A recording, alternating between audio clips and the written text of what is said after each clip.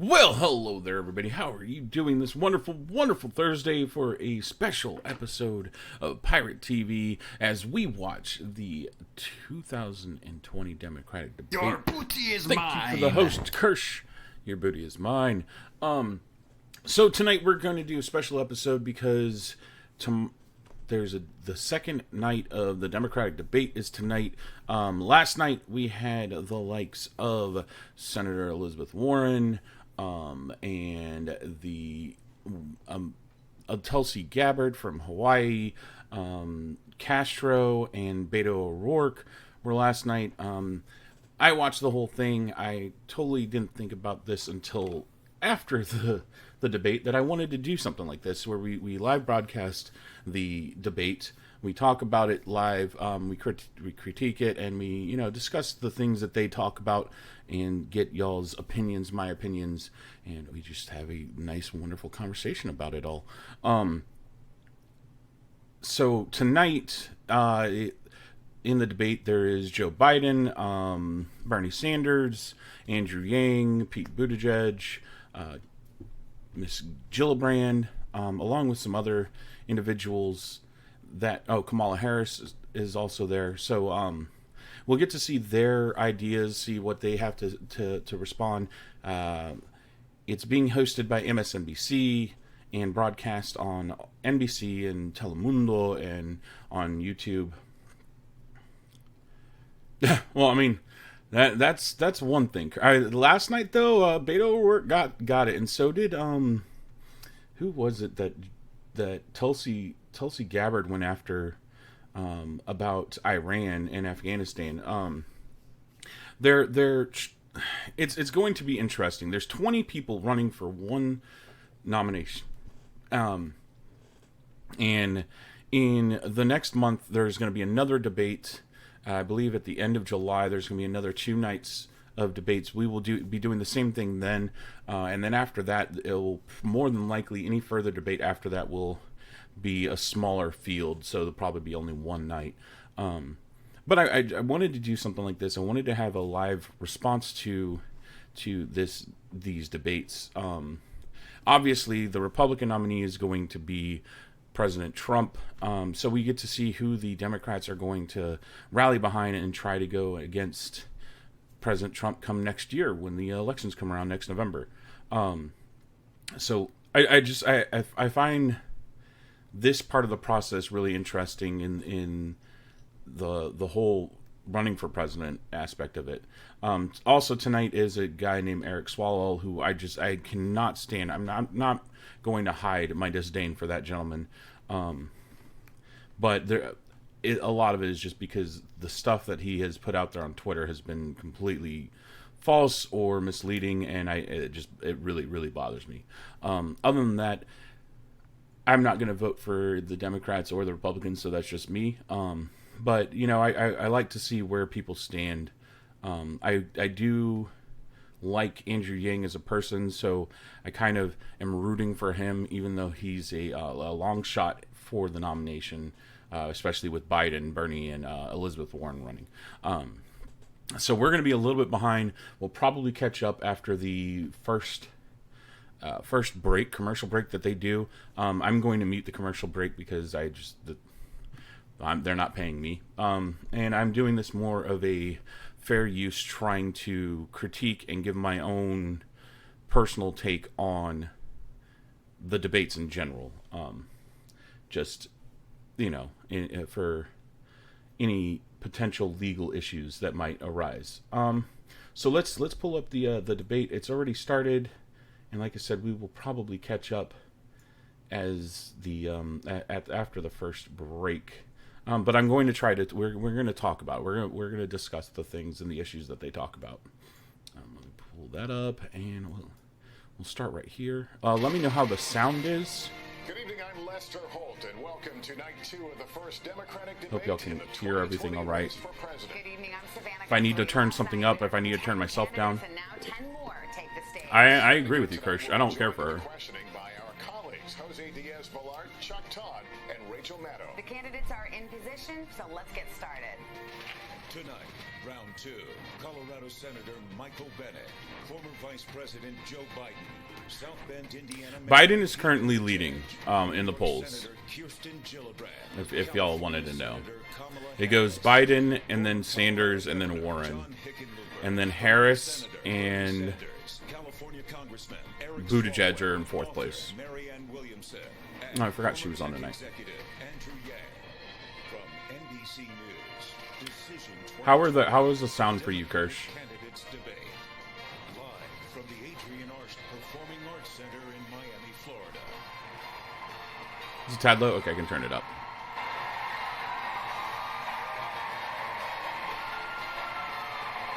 All right, awesome. I'm not going to turn this into a drinking game, but next debate we probably will turn it into a drinking game. Sweet tea, of course, because, you know. We continue this spirited debate about the future of the country, how to tackle our most pressing problems, and getting to the heart of the biggest issues in this Democratic primary. Tonight we're going to talk about healthcare, immigration. We're also going to dive into the Last night they also had some tech climate issues, change as which well. was a little bit funny, but we we all have been there, being streamers, right? Sweet tea, yes, sweet tea. Well, and then I have some red cream soda and some coffee. The candidates will have 60 seconds to answer, 30 seconds for any follow-ups. And because of the large field of candidates, not every person is going to be able to weigh in on every topic. But over the course of the next 2 hours, we Eric. will hear from everyone. And we love our audience, but we'd like to ask them to keep their reactions to a minimum, and we're not going to hold back in making sure the candidates stick to time. So with that business taken care of, let's get to it. And we're going to start today with Senator Sanders. Good evening to you. Of course, they're going to go to Bernie first. Big Makes new sense. Government benefits like universal health care. What is a frame drop going on here? In a recent interview, you said you suspected that Americans would be, quote, delighted to pay more taxes for things like that. My question to you is, will taxes go up for the middle class in a Sanders administration? And if so, how do you sell that to voters? Well, you're quite right. We have This is a on the new vision YouTube for side. America. And at a time when we have 3 people in this country owning more wealth than the bottom half of America, while 500,000 people are sleeping out on the streets today, we think Bernie, it is time that's for not true. change, real change. And by that I mean The top 1% owns healthcare, in 40, my view, a little bit is a less than human 40% right. of all the wealth in And the we have United not States, passed a and that was Medicare for all backed up by single CNN last system. night.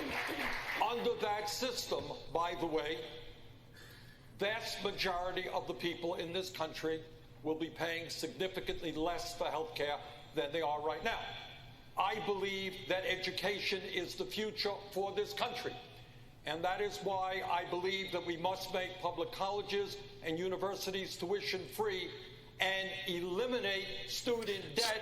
And we do that. So we're by still placing pushing a tax the on Wall university. Street. Everybody should go to college. Everybody should go to college. It's Every not. proposal that I have brought I'm forward not a fan of is that. fully paid for. Senator Sanders, I'll give you 10 seconds just to answer the very direct question. Will you raise taxes for the middle class in Of the course. Sanders administration?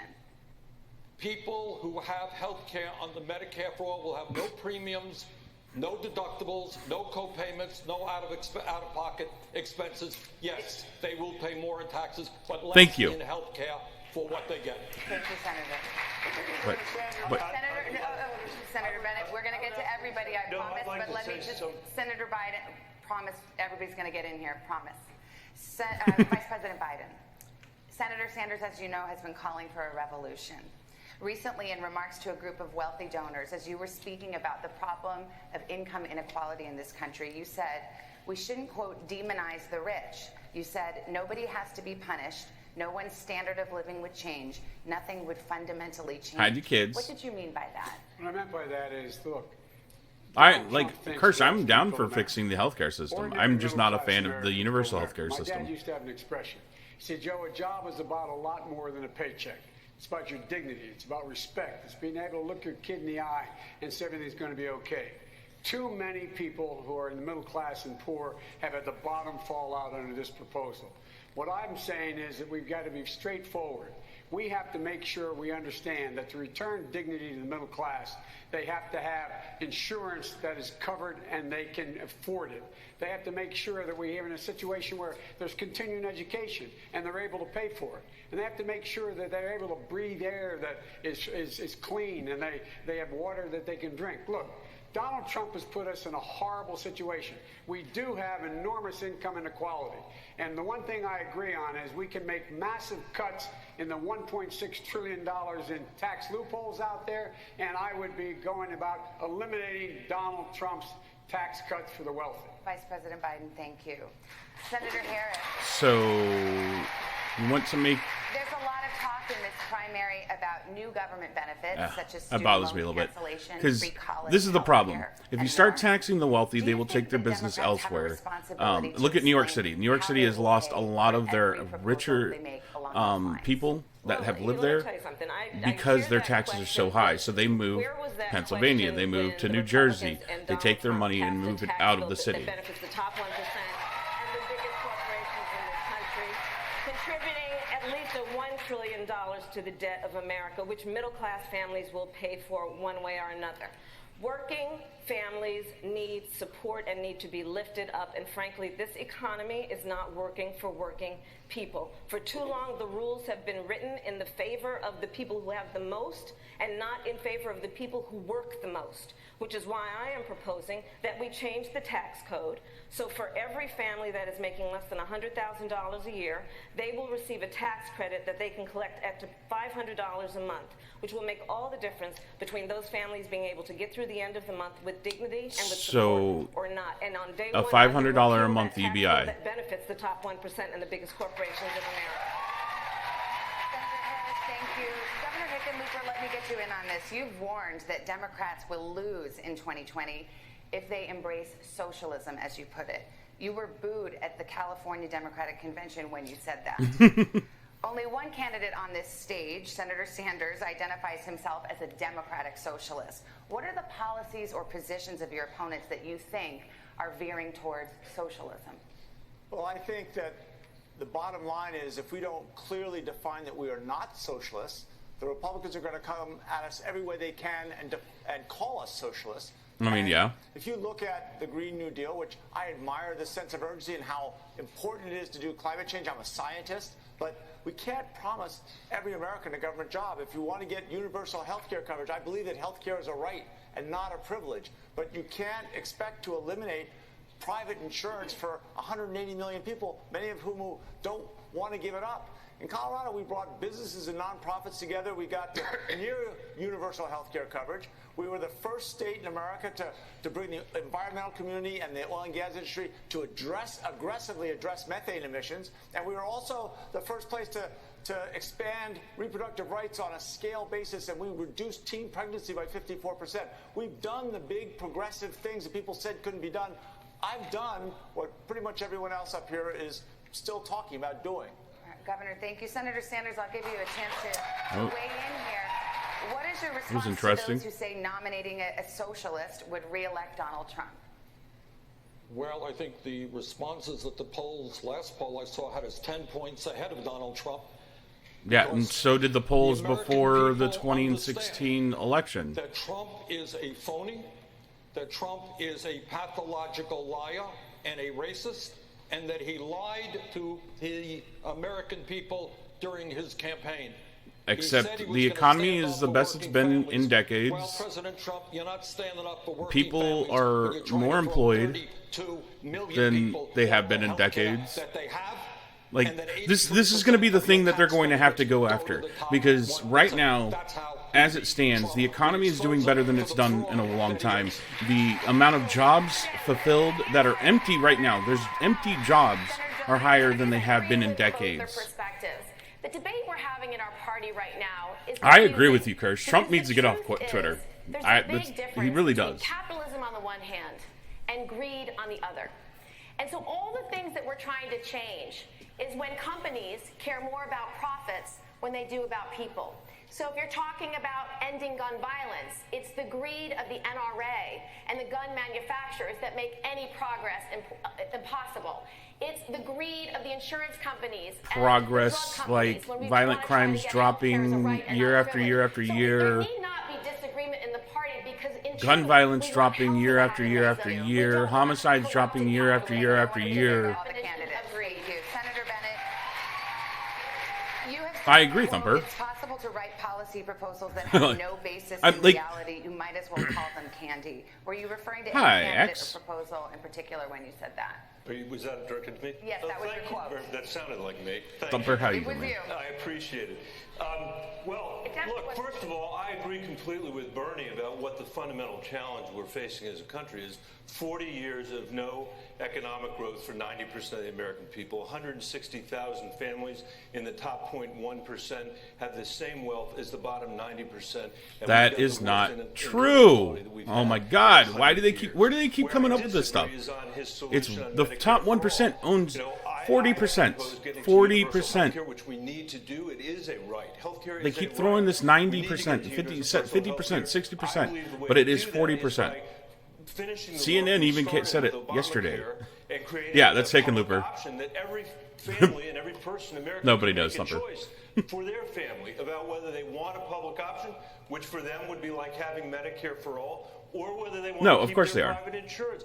I believe we will get there much more quickly if we do that. But wait, Bernie, if I could just finish, Bernie mentioned that the taxes that we would have to pay, because of those taxes, Vermont rejected Medicare for all. Senator, we are going to talk about health care at length, Senator, but for the moment, my colleague will say, let's continue the question. I wrote the part in Senator Sanders' bill. I wrote the part in Senator Sanders' bill that is the transition, which merges what the two senators said. Because the truth is, if you have a buy-in over a 4 or 5 year period, you move us to single payer more quickly. Senator, we will get to this. We will get to this. I understand. Before we do, I want to say hello and good evening, buenas noches to Mayor Buttigieg. Buenas noches, gracias de invitarnos. Gusto en verlo, caballero. Many of your colleagues on stage support free college. You do not. She is. Why not? Sure. So college affordability is personal for us. Chasten and I have 6-figure student debt. I believe in reducing student debt. It's logical to me that if you can refinance your house, you ought to be able to refinance your student debt. I also believe in free college for low and middle income students for whom cost could be a barrier. I just don't believe it makes sense to ask working class families to subsidize even the children of billionaires. I think the children of the wealthiest Americans can pay at least a little bit of tuition. Yeah, I know he did, I Thumper. want tuition costs to go down. I don't think we can buy every last penny for them. Now, there's something else that his biggest problem is in the college affordability. Trying to shake yes, it needs to be more affordable in this country to go to college. It also needs to be more affordable in this country to not being liked by a bunch. Yeah, he's afford rent, a bunch of people. Generous to your church and whether you went to college or not, that's one of many reasons we need to raise the minimum wage to at least $15 an hour. Jose, I've got $100,000 in student loan debt myself. Let me get to you. You can't count on the people who've been in government for the last 30 years who were around when this problem was created to be the ones to solve it. It's not I cannot stand Swalwell. The 40 million of us cannot stand this guy. Can't take a good idea and start a business and can't buy our first home. This is the generation that's going to be able to solve student loan debt. This generation is ready to lead. Mr. Yang, your signature policy is to give. Oh, they already did. Buttigieg did already. In the United States, $1,000 a month, no questions asked. That's right. I think that's like. Oh yeah, no, Thumper, I agree. I don't know why that didn't. A year. That got taken out. How would you do that? Pump fake. Sorry. How would you do that?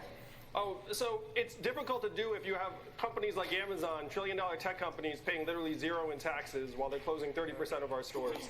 Now, we need to put the American people in position to benefit from all these innovations. That's kind of a misguiding. And if we had a value-added tax even half the European level, no, it's fine, Mimi. Yeah, that's how they opened with Buttigieg. Combined with the money in our hands, it would be the trickle-up economy from our people, families, and communities up. We would spend the money and it would circulate through our regional economies and neighborhoods, creating millions of jobs, making our families stronger and healthier. We'd save money on things like incarceration, homelessness services, emergency room health care, and just the value gains from having a stronger, healthier, mentally healthier population. Oh, he's talking about his UBI. This is a move that we have. He's talking about paying $1,000 a month to every person that wants it. That's why Donald Trump is our president today. That we automated. Biden's been daydreaming since the moment he got there. Michigan, Ohio, Pennsylvania, and Wisconsin.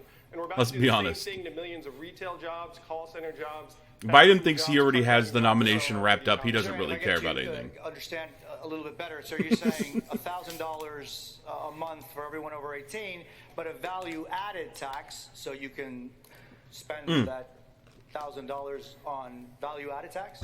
Well, the value-added tax.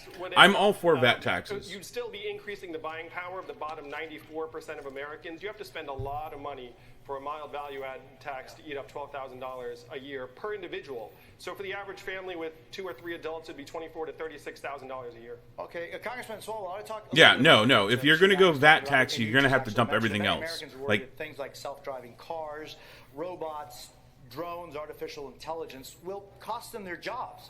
What would you do to help people get the skills they need to adapt to this new world? We must always be a country where technology creates more jobs than it displaces. And I've seen the anxiety across America where the manufacturing floors go from 1,000 to 100 to 1.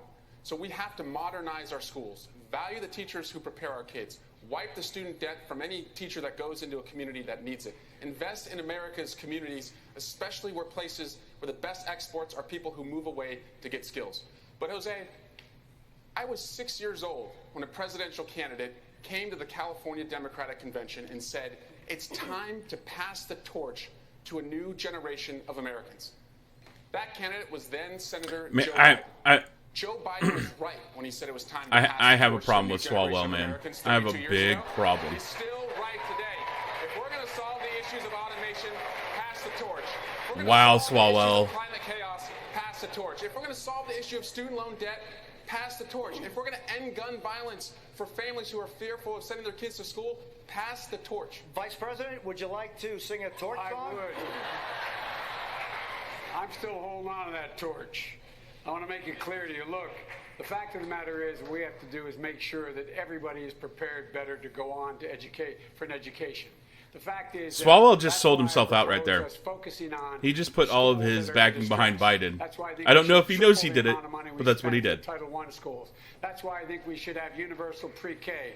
That's why I think every single person who graduates from high school, 65 out of 100 now, need something beyond high school. And we should provide for them to be able to get that education. That's why there should be free community college, cutting in half the cost of college. That's why we should be in a position where we do not have anyone have to pay back a student debt when they get out. They're making less than $25,000 a year. Their debt is frozen, no interest payment until they get beyond that. We can't put people in a position where they aren't able to go on and move on. I want to know. I want to know what college graduate is coming out and making less than $25,000 a year. So that everyone can compete in the 21st century. We're not doing That's that what I want to now. know. As the youngest guy on the stage, I feel like I probably ought to contribute. It's going to be your majors that don't go and lead to jobs outside of their major. Please. Because teachers are one of the lower ends of a 4-year degree, like payout, and they all make more than $25,000 a year. The big money interests who have unbelievable influence over the economic and political life of this country. And it's about the same here in Thumper. Oh my goodness, this is turning into a mess already. We will let you all speak. Senator. Hey guys, you know what? America does not want to witness a food fight. They want to know how we're going to put food on their table.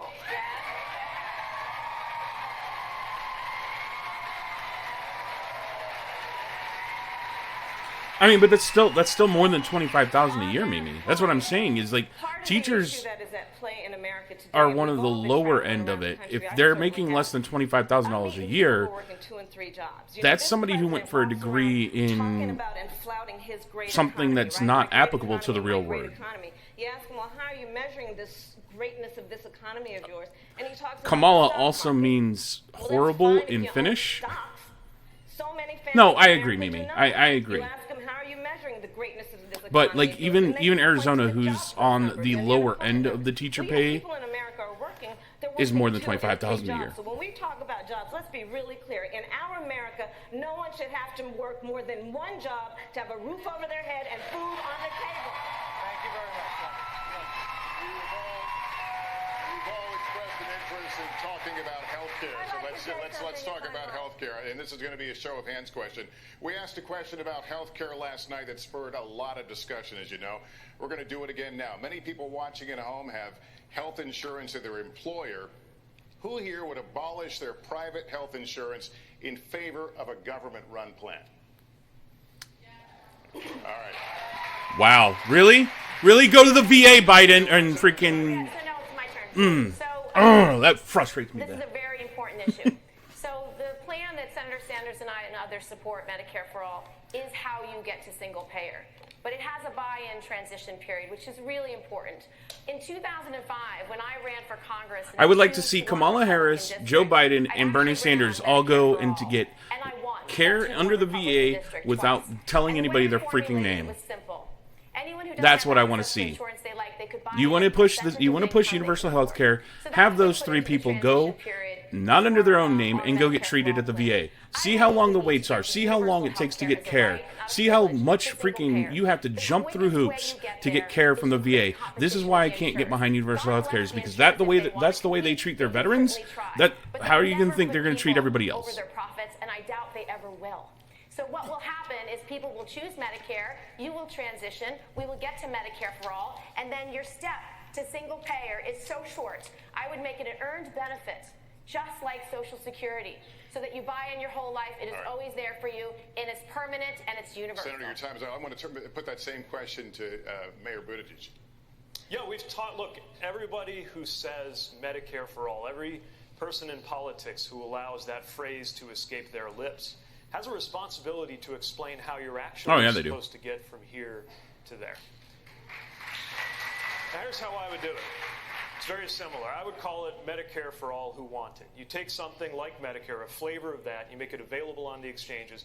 People can for life. And then if people like us are right, that will be not only a more inclusive plan. The problem is they think about healthcare from their own stance. They see how they're taken care of by their government insurance. Even in countries that have and they get to see the top doctors. They get to see, get seen instantly. They don't have to go in and have to go through all the This one's very personal. Okay, you're just a number to us. That you're a special person when you're in their place. So they're thinking, oh, if we offer insurance to everybody, it's going to be all like this, but it's not like that. We make those decisions based on whether it was going to bankrupt our family because of Medicare. And I want every family to have that same freedom to do what is medically. I'm all for making sure everybody's insured. Believe me, I'm all for it. I just have a problem with the way, expecting the government to run healthcare, anything else than the way it's already running healthcare for certain individuals. My two boys were really very badly injured. I couldn't imagine what it would truth. Had adequate healthcare available immediately. And then when my son came home from Iraq after a year, he was diagnosed with terminal cancer, and he was given months to live. I can't fathom what would have happened if, in fact, they said, by the way, the last 6 months of your life, you're on your own. We're cutting off. You've used up your time. The fact of the matter is that the quickest, fastest way to do it is build on Obamacare, to build on what we did. And secondly, to make sure that everyone does have an option.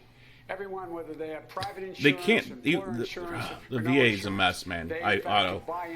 It's getting better. The VA is getting better, but it's taken a lot of people bitching and complaining and yelling and being angry about it. Without any of the help I had, we must move now. I'm against any Democrat who opposes, takes down. I'm with you, Thumper. And any Republican who wants to get rid of. Let me turn. That's fireworks in the background, y'all hear. Just letting y'all know. You basically want to scrap the private health insurance system as we know it and replace it with a government-run plan. None of the states that have tried something like that, California, Vermont, New York, has struggled with it, have been successful. If politicians can't make it work in those states, how would you implement it on a national level? How does this work? Listen, I find it hard to believe that every other major country on earth, including my neighbor 50 miles north of me, Canada, somehow has figured out a way to provide health care to every man, woman, and child, and in most cases, they're spending 50% per capita what we are spending. Let's be clear. They also don't lead the entire world in research. They don't lead the world in development. Yes, there's horrible things about our healthcare system, but we are also leading in research and development in healthcare. And they have a fraction of our population. Is to make billions in profits for the insurance companies. And last year, if you could believe it, then start with tort reform, Bernie. Make it available that I can buy insurance from Minnesota. I can buy insurance from freaking Wyoming. Make it where it's not just 2 companies that are available in my state. Start with that. Competition drives down price.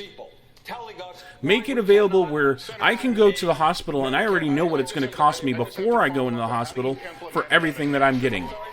Instead of having to wait till after, when I'm getting billed, how much money I'm getting charged. I will tell you how we'll do it. We'll do it the way real change has always taken place. One of the other big issues with healthcare is that we don't have a choice. We don't get to go, okay, well, I can get my appendectomy over, at this hospital, or I can get it at this hospital. Which one's going to charge me less? You don't know because you don't know until after you're billed. No, I agree, Lifeless Auto. There's no other country in the world that has the population that we have that are trying to do the same thing. Excuse me, I'm addressing the question, Ms. Williamson. We've been talking a lot about access to health insurance, but for many Americans, their most pressing concern is the high cost of health care. How would you lower the cost of prescription drugs? Well, first of all, the government should never have made the deal with the big pharma that they couldn't negotiate. That was just part of the regular corruption by which multinational corporations have their way with us. I want to say that while I agree with, I'm with Senator Bennett and others, but I agree with almost everything here. I'll tell you one thing. She sounds like Katharine Hepburn. Plans, but if you think we're going to beat Donald Trump by just having all these plans, you've got another thing coming. Because he didn't win by saying she's an author. He won by simply saying, make America great again. We've got to get deeper than just these superficial fixes, as important as they are. Even if we're just talking about the superficial fixes, ladies and gentlemen, we don't have a health care system in the United States. We have a sickness care system in the United States. We just wait till somebody gets sick, and then we talk about who's going to pay for the treatment and how they're going to be treated. What we need to talk about is why so many Americans have unnecessary chronic illnesses, so many more compared to other countries. And that gets back into not just the big pharma, not just health insurance companies. It has to do with chemical policies. It has to do with environmental policies. It has to do with food policies. It has to do with drug policies. It has to do with environmental. Senator Bennett, a question. I kind of actually like her. System that we have in place with Obamacare. No, but I like her. A moment ago. Is that enough to get us to universal coverage? I believe that will get us the quickest way there. And I thought the Vice President was very moving about this, and Mayor Pete as well. I had prostate cancer recently, as you may know, and it's why I was a little late getting in the race. The same Thumper, week, get out of here. Had her appendectomy out. And I feel very strongly that families ought to be able to have this choice. I think that's what the American people want. I believe it will get us there quickly.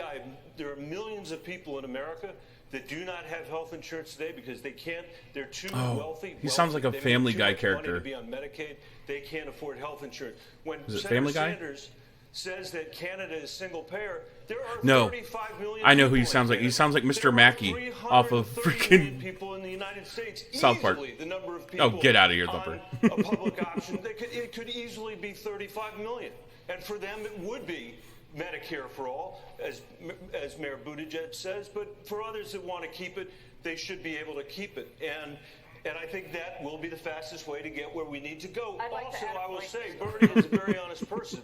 He has said over and over again, unlike others that have supported this legislation, over and over again, that this will make illegal all insurance except cosmetic, except insurance for, I guess that's for plastic surgery. Everything else is banned under the Medicare for All proposal that he has I'd let you go a little longer there, but obviously, Senator Sanders, you got a response. Senator Sanders, you just very briefly. Mike, Medicare is the most popular health Oh, insurance right, program Mimi? in the country. People don't like their private insurance companies. They like their doctors and hospitals. Under our plan, people go to any doctor they want, any hospital they want. Wait a minute. We will Wait a minute. I heard this substantially before. lower the cost of healthcare in this I heard this country before. because we'll stop the greed of What the was it? insurance companies. You can keep your doctors, you can keep your plan. Oh, that was the exact same thing that was said freaking 4 years ago.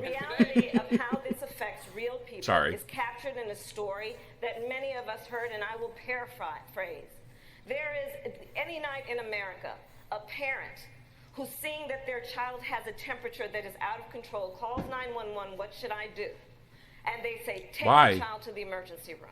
Why are So you they calling get out of their 911 car, for a and they fever? drive, and they're sitting in the parking lot outside Take your of the child to emergency urgent room, care if it gets looking over at those 103 sliding glass degrees. doors while they have the I'm not a health parent, and I know of their this. child, knowing that if they walk through those sliding glass doors, even though they have insurance, they will be out a $5,000 deductible when they walk through those doors. Because people are using the ER as their freaking doctor. That's why. You're explaining exactly why, Kamala.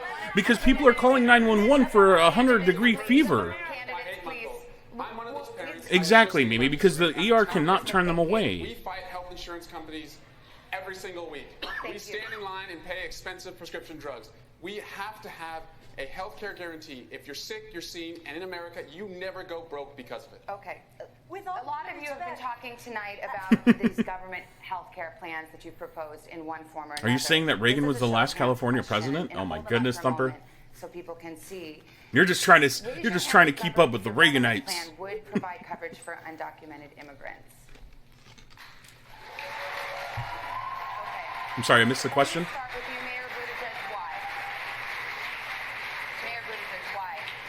Because our country is healthier when everybody is healthier. And remember, we're talking about something people are given a chance to buy into. In the same way that there are undocumented immigrants in my community who they pay sales taxes, they pay property taxes directly or indirectly. This is not about a handout. This is an insurance program. And we do ourselves no favors by having 11 million undocumented people in our country be unable to access health care. But of course, the real problem is we shouldn't have 11 million undocumented people with no pathway to citizenship. It makes no sense. And the American No, that's a little bit much, man. I'm just gonna let you know you're not gonna be banned. I'm just letting you know that's a little bit much.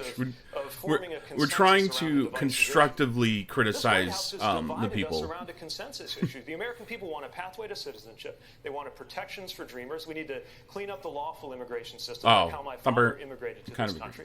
And as part of a compromise, we can do whatever common sense measures are needed at the border. But Washington can't deliver on something the American people want. What does that tell you about the system we're living in? It tells you it needs profound structural reform. It does need structural reform. I said it last week. Plan would not cover undocumented immigrants. Could you explain your position? I'm sorry, I beg your pardon. I believe at the show of hands you did not raise your hand. Did you raise your hand? No, I did. Okay, sorry.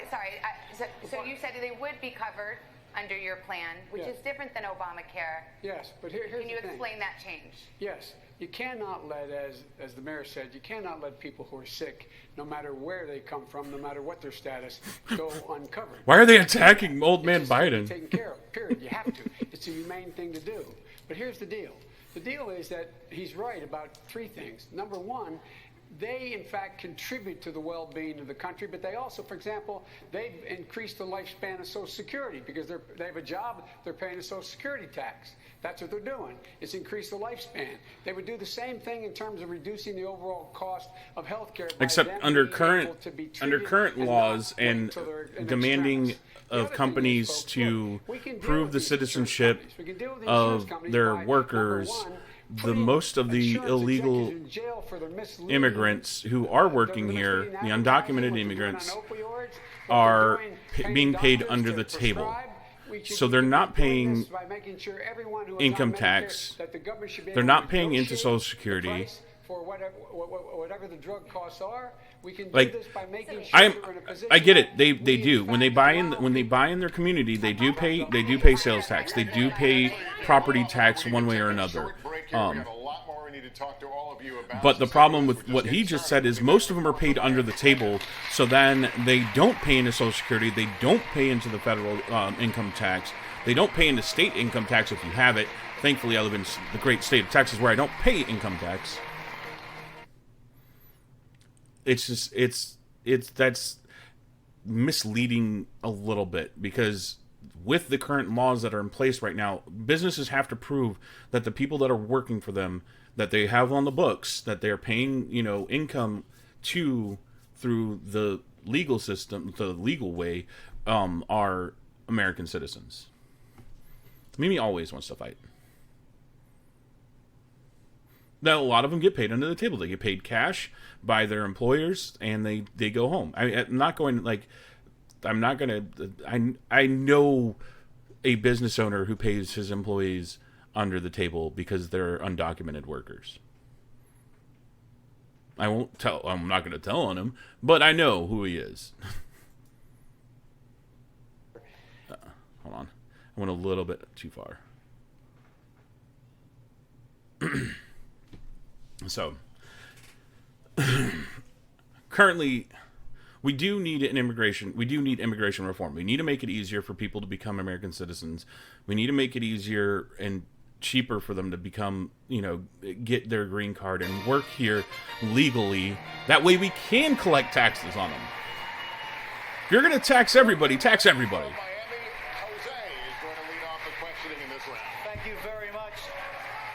Senator Harris, last month, more than 130,000 migrants were apprehended at the southern border. Many of them are being detained, including small children, in private detention centers in Florida and throughout our country. Most of the candidates on this stage say the conditions at these facilities are abhorrent. On January 20th, 2021, if you are president, what specifically would you do with the thousands of people who try to reach the United States every day and want a better life through asylum? Immediately on January 20th of 2021, I will, first of all, we cannot forget our DACA recipients, and so I'm going to start there. I will immediately, by executive action, reinstate DACA status and DACA protection to those young people. I will further extend protection for deferral of deportation for their parents and for veterans, who we have so many who are undocumented and have served our country and fought for our democracy. Wait, we have undocumented veterans? Place a meaningful process for reviewing the cases for asylum. Like, I know we have veterans from other countries that come to the country, come and fight for our military, but I'm pretty sure most of them aren't undocumented. This microphone that the President of the United States holds in her hand is used in a way that is about reflecting the values of our country and not about locking children up. What is the answer to that question, Lifeless Auto? I have to just say that we have to think about this issue in terms of real people. A mother who pays a coyote to transport her child through their country of origin, through the entire country of Mexico, facing unknown peril, to come here. Why would that mother do that? I will tell you. Because she has decided for that child to remain where they are is worse. But what does Donald Trump do? He says, go back to where you came from. That is not reflective of our America and our values, and it's got to end. Governor Hickenlooper, day one, if you are... Painless scrunchies. Oh, my goodness. Day one at the White House, how do you respond... With these children? Oh. Let me get to you in just a second. I'm sorry. Governor, day one, thousands of men, women, and children cross the border asking for asylum for a better life. What do you do? Day one, hour one. Well, certainly the images we've seen this week just compound the emotional impact that the world is judging us by. If you'd ever told me any time in my life that this country would sanction federal agents to take children from the arms of their parents, put them in cages, actually put them up for adoption, in Colorado we call that kidnapping, I would have told you, I would have told you it was unbelievable. And the first thing we have to do is recognize the humanitarian crisis on the border for what it is. We make sure that there are the sufficient facilities in place so that women and children are not separated from their families. The children are with their families. One of my problems with this is that the United States gives up so much money in humanitarian aid to the countries, and a lot of them are the countries that these people are coming from. We give a lot of money to El Salvador. We give a lot of money to Belize. We give a lot of money to Panama and a lot of Southern American countries. We give a lot of money to these countries to help them out to make their country better. What is going on with all that money? If you forcibly take a child from their parents' arms, you are kidnapping them. And if you take a lot of children and you put them in a detainment center, thus inflicting chronic trauma upon them, that's called child abuse. This is collective child abuse. And when this is crime, both of those things are a crime. And if your government does it, that doesn't make it less of a crime. These are state-sponsored crimes. And what President Trump has done is not only attack these children, not only demonize these immigrants. So what is your plan for this? Like this is my problem. Is they talk about what bad he's done. What is your plan? How are you going to fix it? Are you going to put them in individual housing with each family? How are you going to prove that they're their parents before you do this, just in case that they're being trafficked? Because if it's not just a matter of a plan, and I haven't heard any. No, it's not, X-Star. I agree.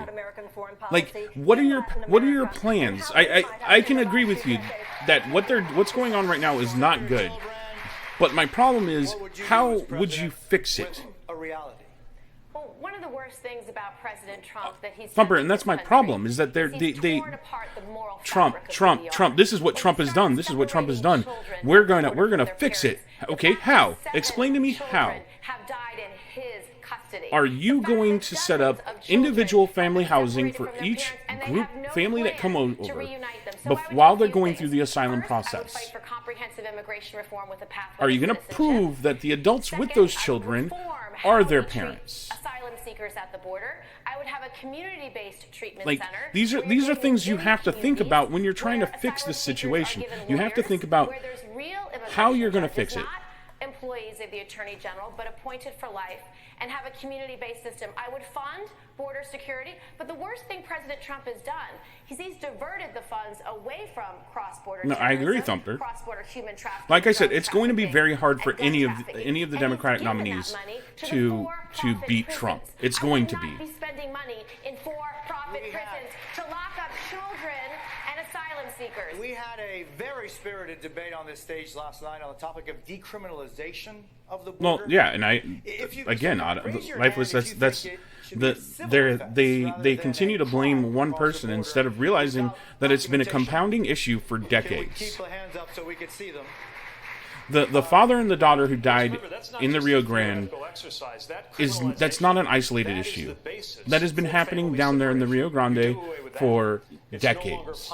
Of course, it wouldn't be possible anyway in my presidency because it is dead wrong. We got to talk about one other thing, because the Republican Party likes to cloak itself. Because X-Star, that's everybody's ticket right now. I'm against Trump. I'm against Trump. I'm against Trump. Instead of saying, okay, this is what my plan is. If I become president, this is what I want to fix, and this is how I'm going to fix it. I'm going to appeal to the House. I'm going to appeal to the Senate, and I'm going to say, look, this is what we need to pass legislation on.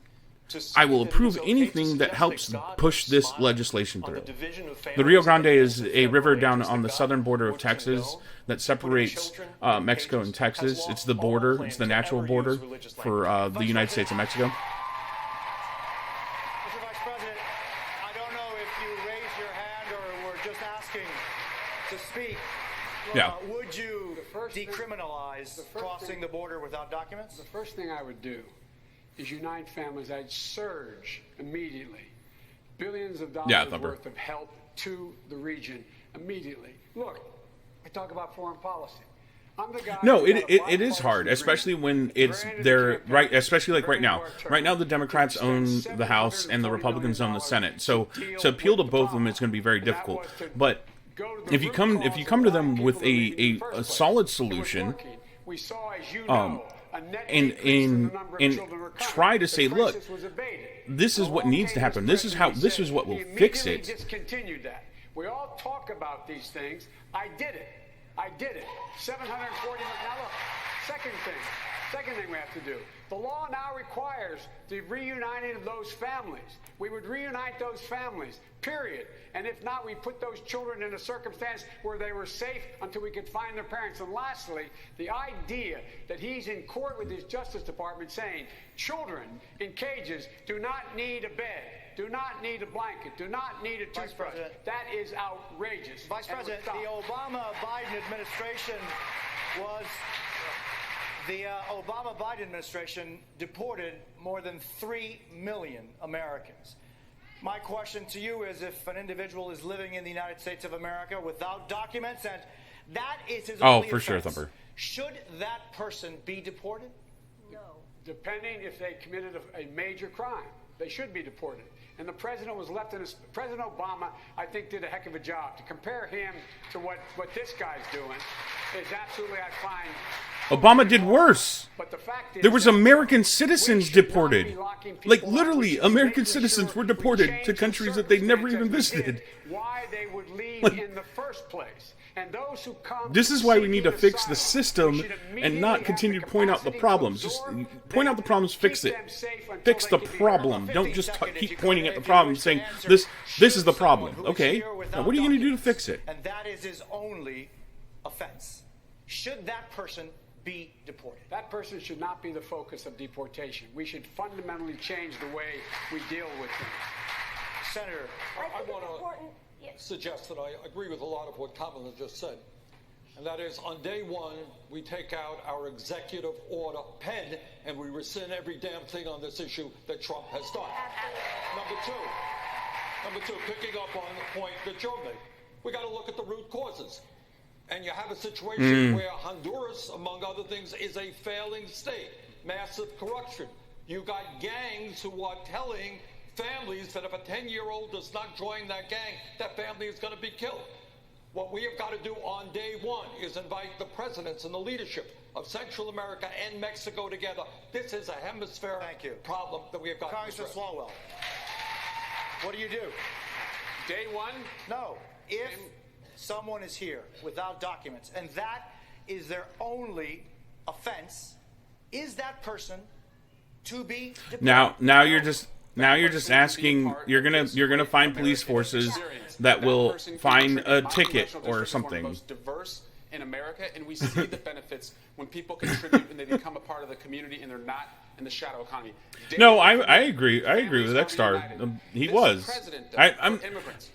I hold President Obama to the same standard that I do Trump, that I did George W. Like, existence by weaponizing the census. A lot of what Obama did was pretty freaking. I will not do as president. It wasn't to reverse that and to make sure that families. It wasn't reported on as much. And I think there was a lot of things that happened that a lot of people ignored. No, absolutely not. They should not. Yeah, I can't stand Swalwell. This was one of the very few. I'm afraid of when they talk about gun control, because they will. They'll bring it up. With whom I otherwise had a great relationship and a great deal of respect. But on the secure communities issue, I was Attorney General of California. I led the second largest Department of Justice in the United States, second only to the United States Department of Justice, in a state of 40 million people. And on this issue, I disagreed with my president, because the policy was to allow deportation of people who, by ICE's own definition, were non-criminals.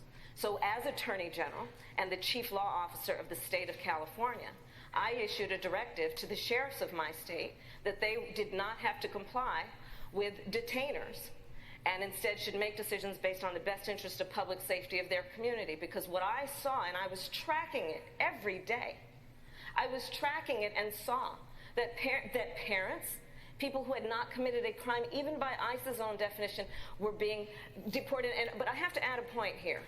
No, exactly, X-Star.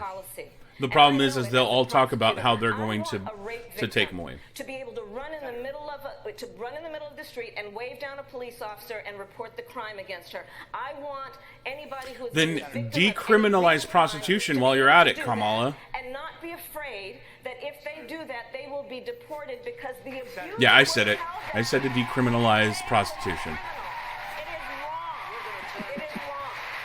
Turn to the issue of trade now, if we can. Last night, we asked the candidates on this stage to name the greatest geopolitical threat facing the U.S. 4 of them mentioned China. U.S. Why can't say they? China steals our intellectual property. And like right now, as the laws are in many books, you can sell sex as long as there's a camera on you. How would you stand up to China? I think that first of all, the biggest you can sell sex as long as there's a camera on you, because then it's pornography. It's not prostitution. In China, we've got competition because of what they've done with our election.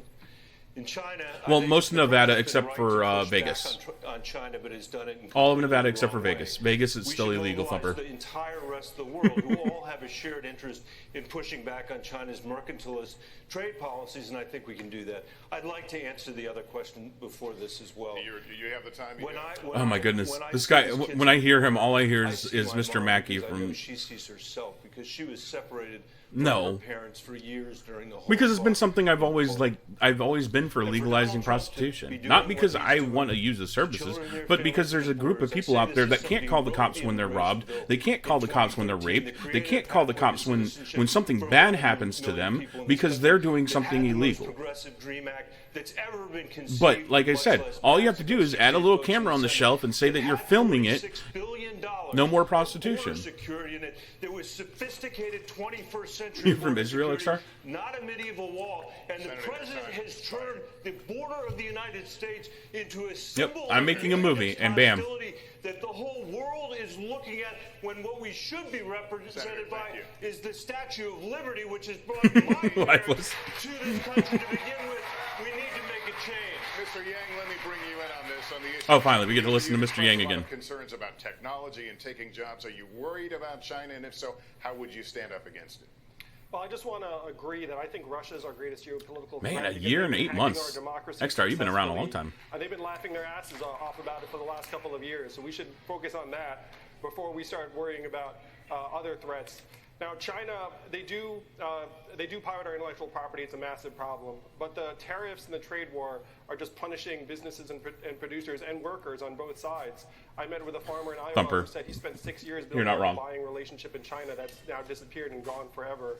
But I like Andrew Yang. I like the way he talks. I like the way he addresses his issues.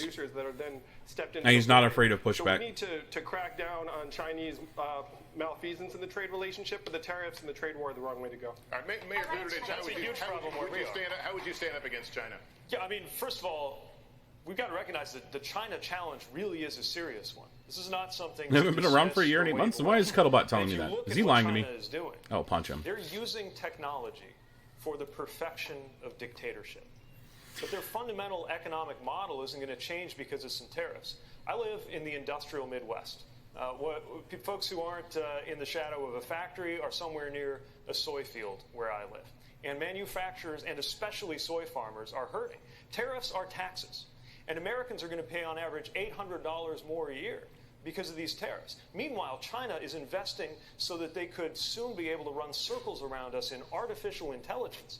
And this president is fixated on the China relationship as if all that mattered was the export balance on dishwashers. We got a much bigger issue on our hands. But at a moment when their authoritarian model is being held up as an alternative to ours because ours looks so chaotic compared to theirs right now because of our internal divisions. The biggest thing we've got to do is invest in our own domestic. Well, I mean, there's no if you are a dissident in China, you get arrested or ran over with a tank. And if we really want to be an alternative, a democratic alternative, we actually have to demonstrate that we care about democratic values at home and around the world. We've got a good debate so far. We're going to take a quick break here, candidates. When we come back, the questioning continues with our colleagues. And X-Star, if the United States economy fails, so does China's, so does the rest of the world too. So I mean,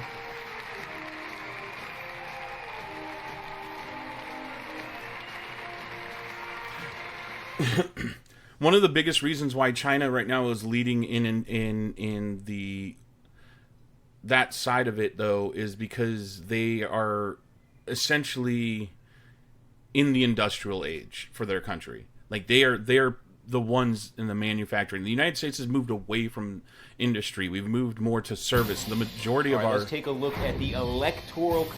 The majority of our economy in the United States is now service based instead of industrial.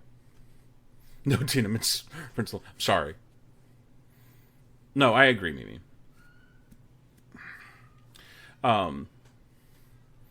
They don't have EPA restrictions. They don't have they are getting the country itself is getting away with being able to just pump out stuff. And because they don't listen to anybody's, intellectual property laws, so they, make clones of everything. You can literally go find a, knockoff computers, knockoff purses, knockoff video games, knockoff TVs, everything in China. Because they're already making it for the rest of the world, so why wouldn't they also sell it as a knockoff for cheaper and make, for their own people? Like, I'm going to take a real quick break. I'm going to go to the bathroom. I will be right back. Don't go anywhere. Yeah, we also have an election this year. I know we do. You have elections every year. You just got to make sure that, figure out what it's for this year. But I will be right back. Don't go anywhere. I'm going to pause this and we'll skip ahead to after the break.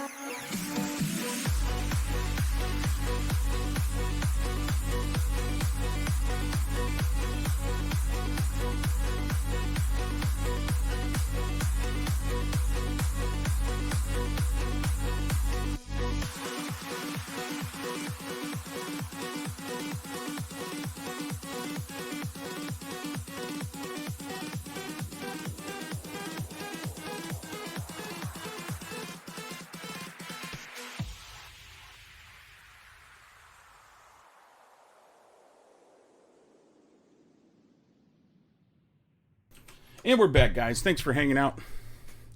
Yeah, you can get adapters, but if you're traveling from the States to Europe, make sure you get a transformer for any American appliances because they run off a different voltage.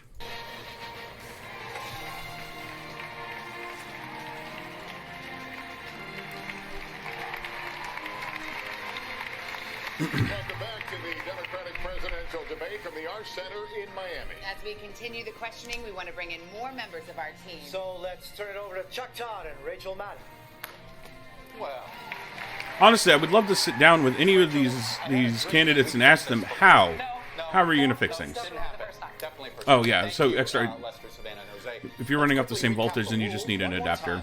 20 candidates qualified for this first debate. We've heard from 10 of them from last night. We're hearing from 10 more tonight.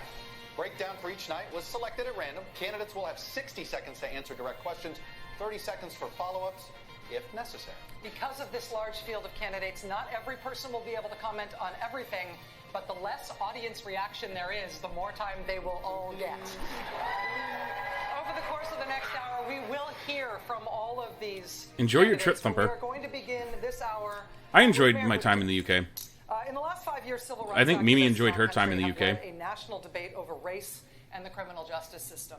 Your community of South Bend, Indiana, has recently been in uproar over an officer-involved shooting. The police force in South Bend is now 6% black in a city that is 26% black.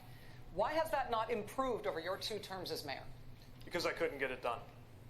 My community is in anguish right now because of an officer-involved shooting. A black man, Eric Logan, killed by a white officer. And I'm not allowed to take sides until the investigation comes back. The officer said he was attacked with a knife, but he didn't have his body camera on.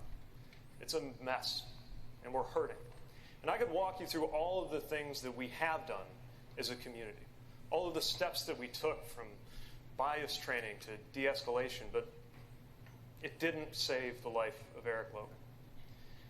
And when I look into his mother's eyes, I have to face the fact that nothing that I say will bring him back. This is an issue that is facing our community and so many communities around the country. And until we move policing out from the shadow of systemic racism, whatever this particular incident teaches us, we will be left with the bigger problem of the fact that there's a wall of mistrust put up one racist act at a time, not just from what's happened in the past, but from what's happening around the country in the present. It threatens the well-being of every community. And I am determined to bring about a day when a white person driving a vehicle and a black person driving a vehicle, when they see a police officer approaching, feels the exact same thing, a feeling not of fear, but of safety. I am determined to bring that day about. Thank you, Mr. Mayor. If I could ask one question, just because I think... Governor, I'll give you 30 seconds. I think that the question they're asking in South Bend, I think it sees across the country, is why has it taken so long? We had a shooting when I first became mayor 10 years before Ferguson, and the community came together and we created an Office of the Independent Monitor, a Civilian Oversight Commission. We diversified the police force in 2 years. We actually did de-escalation training.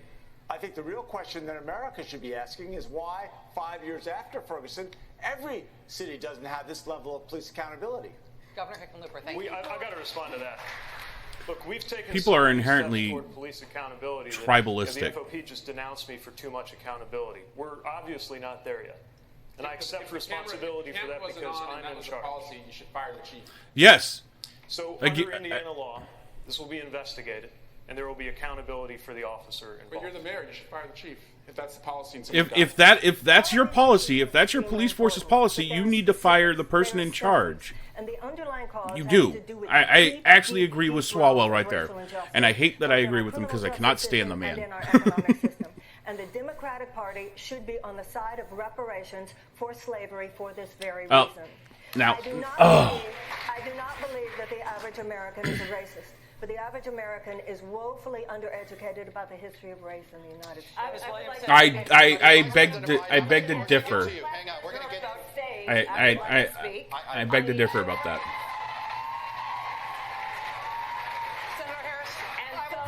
Thumper. We will give you 30 seconds since we're going to come back to you on this again in just a moment. Go for 30 seconds. Okay.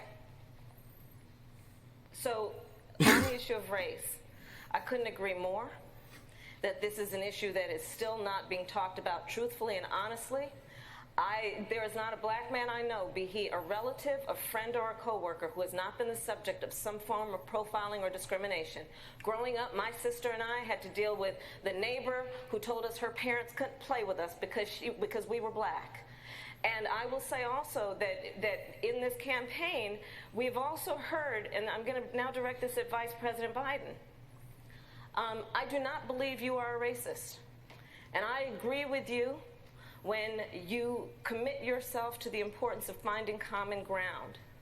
But I also believe, and it's personal, and I was actually it was hurtful to hear you talk about the reputations of two United States senators who built their reputations and career on the segregation of race in this country.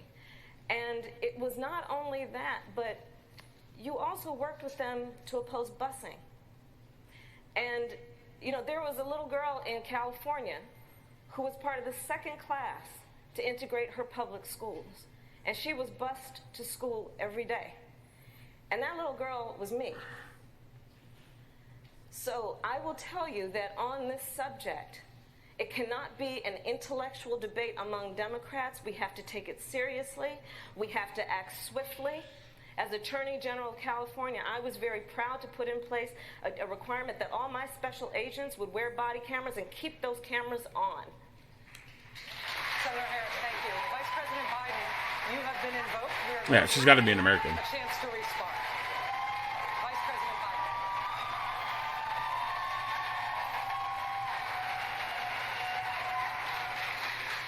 It's a mischaracterization of my position across the board. I did not praise racist. That is not true, number one. Number two, if we want to have this campaign litigated on who supports civil rights and whether I did or not, I'm happy to do that. I was a public defender. I didn't become a prosecutor. I came out and I left a good law firm to become a public defender when in fact my city was in flames because of the assassination of Dr. King. Number one. Now, number two, as the Vice President of the United States, I work with a man who, in fact... Because he's actually following the rules, X-Star. Bernie is following the rules. He's not trying to interrupt everybody else. He's trying to follow the rules of their debate, while everybody else is like, oh, but I have something, but I have something, but I have something, which is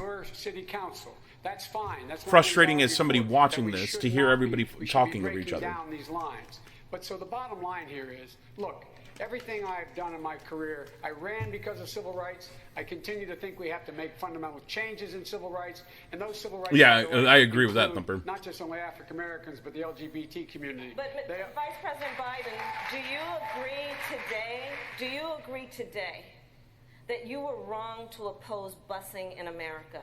Then, no, do you agree? I did not oppose busing in America. What I opposed is busing ordered by the Department of Education. That's what I opposed. Well, there was a failure of states to integrate public schools in America. I was part of the second class to integrate Berkeley, California public schools almost 2 decades after Brown v. Board of Education. Because your city council made that decision. It was a local decision. So that's where the federal government must step in. That's why we have the Voting Rights Act and the Civil Rights Act. That's why we need to pass the Equality Act. That's why we need to pass the ERA, because there are moments in history where states fail to preserve the civil rights of all people. I have supported the ERA from the very beginning when I ran for the 30 seconds. No, she is. I supported the ERA from the very But beginning. right now in polls, she is 4th, and Biden is 1st. We got to the place where So for her, like the best idea is to go and attack the guy on 1st to try to even out where she is in polling. It's smart. It's a smart tactic by her. I agree that everybody, once they, in fact, they should... Anyway, my time's up. I'm sorry. Thank you, Vice President. All of these things have Senator Sanders, I'm going to go to you on this. You said on the day you launched your campaign that voters should focus on what people stand for, not a candidate's race or age or sexual orientation. Many Democrats are very excited by the diversity of this field, on this stage and on last night's stage, and the perspective that diversity brings to this contest and to these issues. No, they will, Thumper. Voters that diversity shouldn't matter when they make this decision. No, absolutely not. Unlike the Republican Party, We encourage diversity. We believe in diversity. That's what America is about. But in addition to diversity, in terms of having more women, more people from the LGBT community, we also have to do something else. And that is, we have to ask ourselves a simple question. And that, how come today the worker in the middle of our economy is making no more money than he or she made 45 years ago, and that in the last 30 years, that's wrong. Top 1% has seen a $21 trillion increase in their wealth. We need a party that is diverse, but we need first of all, Bernie, there's a thing called inflation. I don't know if you know what inflation means, but when a dollar amount loses the value of the dollar, people have to make more money to continue making the same amount of money. Now, I agree with you. The top 1% of this country are now making 230% more than they did 45 years ago. And the lower end of the aspect, the middle class and the poor, have only increased 60%. It's not, it doesn't look the same, but you can't claim that the people making what they are today are making the exact same thing they did years ago. Yeah, but she's pretty, X-Star. Thank you, Vice President. We want to shift topics here. Senator Bennett, the next question is for you. On the issue of partisan gridlock, President Obama promised in 2012 that after his re-election, Republicans would want to work with Democrats. Fever would break. That did not happen. Now, Vice President Biden is saying the same thing, that if he is elected in 2020, both parties will want to work together. Should voters believe that somehow if there's a Democratic president in 2021, that gridlock is going to magically disappear? No, because y'all attack any Democrat that tries to work with the Republicans, and the Republicans attack any Republican that tries to work with the Democrats. It's so important for us to win not just the presidency, to have somebody that can run in all 50 states, but to win the Senate as well. And no, I think she's in her. That can be let me look up. Like Medicare Act, so that we can build. I'll look up her age. Give me 1 second. To overcome broken Washington, D.C. I agree with what Senator Gillibrand was saying. I share a lot of her views. We need to end gerrymandering in Washington. We need to end political gerrymandering. She's 52. The court today said they couldn't do anything about it. We need to overturn Citizens United. The court was the one that gave us Citizens United, and the attack on voting rights. Compared to some of the other people that are running right now, she's young. All of those things has happened since Vice President Biden was in the Senate. And we face structural I think Gabbard is younger. Yang is definitely younger. I know Gabbard's younger. It's the only way we can do it. We need to root out the corruption in Washington, expand people's right to get to the polls, and I think then we can succeed. Vice President Biden, 30 seconds. It does sound as if. I mean, Thumper, look at who she's up there with, though. In the United States Senate over the last 12 years, it didn't happen. Why? I have seen what happened. Just since we were vice president, we needed 3 votes to pass an $800 billion recovery act that kept us from going into depression. Whisper, true. 3 votes changed. We needed to be able to keep the government from shutting down and going bankrupt. I got Mitch McConnell to raise taxes $600 billion by raising the top rate. And as recently as after President got elected, I was able to put together a coalition of the Cures Act that billions of dollars go into cancer research, bipartisan. But sometimes you can't do that. Sometimes you just have to go out and beat them. I went into 20 states, over 60 candidates, and guess what? We beat them. We won back the Senate. Thank you. Chuck, thank you, the problem with what the Vice President... 30 seconds. Go ahead. Sometimes you do have to beat him, but the deal that he talked about with Mitch McConnell was a complete victory for the Tea Party. It extended the Bush tax cuts permanently. The Democratic Party had been running against that for 10 years. We lost that economic argument because that deal extended almost all those Bush tax cuts permanently and put in place the mindless cuts that we still are dealing with today that are called the sequester. That was a great deal for Mitch McConnell. It was a terrible deal for America. Thank you, Senator. He's a governor from... The reason why the Trump tax cut had to be passed is because they had to pay back their donors. You heard it. They actually said those words. So the corruption in Washington is real, and it is something that makes every one of the plans we've heard about over the last several months impossible. And I have the most comprehensive approach to do it with clean elections, publicly funded elections. So we restore the power of our democracy into the hands of the voters, not into the Koch brothers. We were talking about issues. Imagine, we're in Florida. Imagine. Then support more than just two-party system, Gillibrand. Koch brothers or the NRA. Imagine their voices carrying farther and wider than anyone else because their voice is needed. They did. Senator Gillibrand, I'm trying to get everybody in here. It's the first thing I'm going to do because nothing else is possible, whether it's education or healthcare or ending institutional racism. Thank you very much. Sanders, I'd like to put a different question to you. Roe versus Wade has been the law of the land since 1973. Now that there is a conservative majority on the Supreme Court, several Republican-controlled states have passed laws to severely restrict or even ban abortion. One of those laws could very well make it to the Supreme Court during your presidency, if you're elected president. What is your I want more than just two parties to throw my vote at. And right now, like, there is a third or fourth party, but who believes for a start that a woman's people are afraid to vote against the Democrats. They're afraid to vote against the Republicans because the person that they don't like even more than they don't like their own candidate will win. Roe versus Wade. Second of all, let me make a promise here. You ask about litmus tests. Oh, I wouldn't doubt it. It'd still be two sides. Nominate any justice to the Supreme Court unless that justice is 100% clear he or she will defend Roe v. Wade. Third of all, I do not believe in packing the court. We got a terrible 5-4 majority conservative court right now. But I do believe that constitutionally we have the power to rotate judges to other courts. And that brings in new blood into the Supreme Court and a majority, I hope, that will understand that a woman has the right to control her own body and that corporations cannot run the United States of America. Hold on, I'm going to give you 10 additional seconds because the question is, what if the court has already overturned Roe and Roe is gone? All of the things you just described would be to try to preserve Roe. If Roe is gone, what could you do as president to preserve abortion rights? Well, first of all, let me tell you this. Didn't come up here, but let's face this.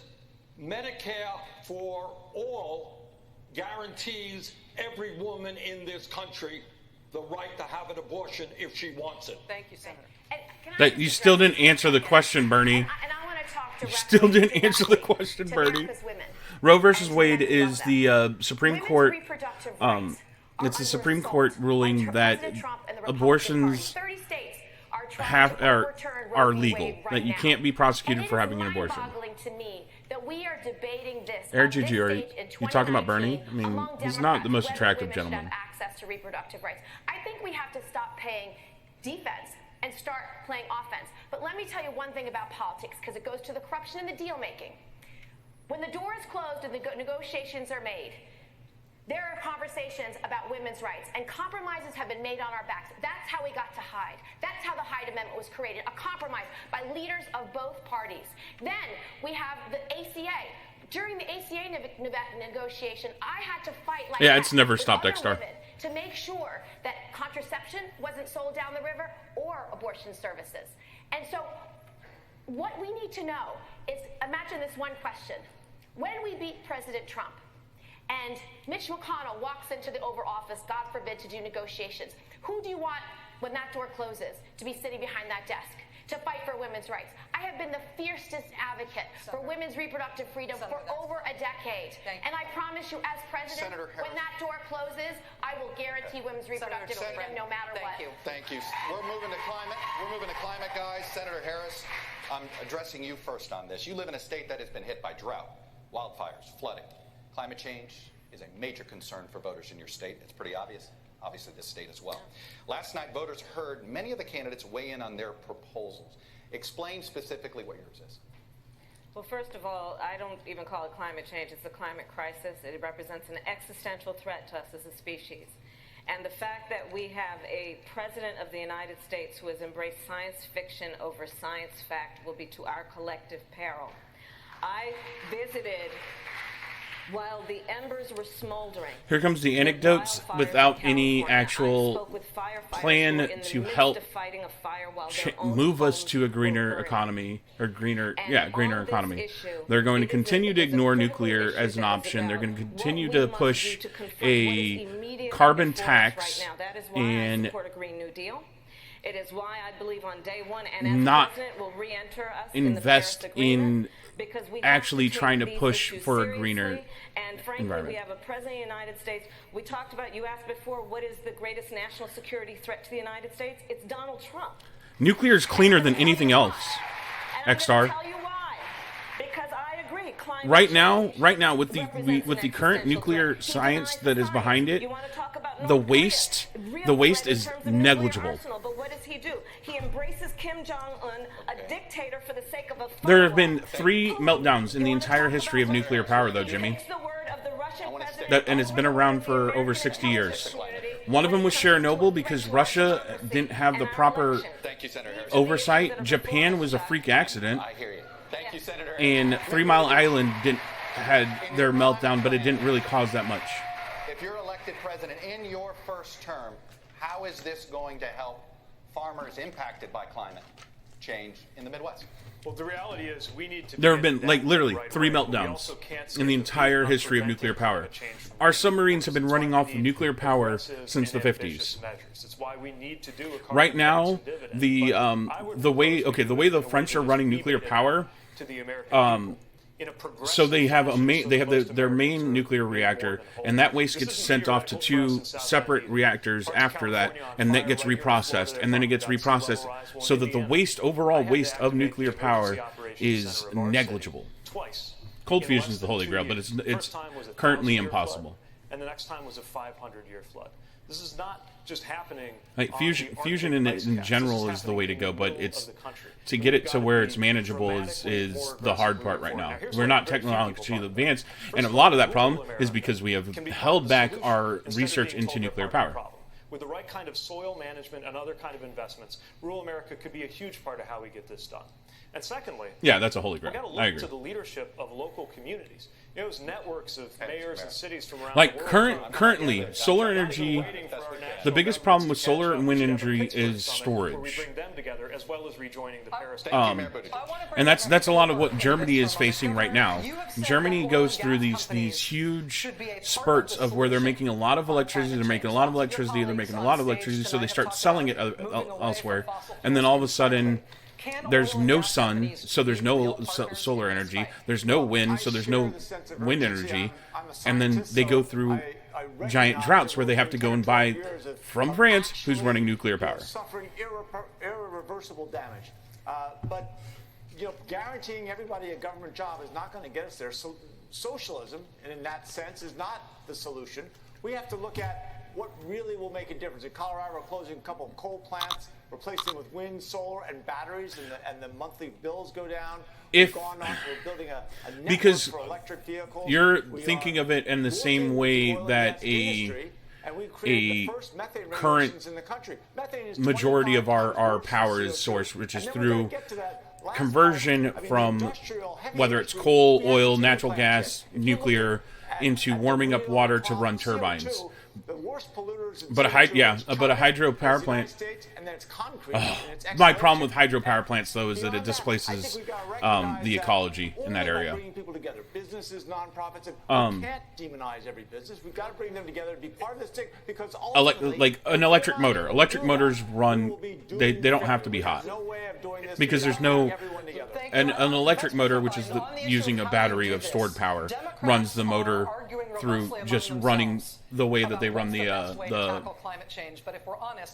magnet. Like, if you've ever looked at an electric motor, they're really interesting the way that they run, because the electric fields cause the engine to spin.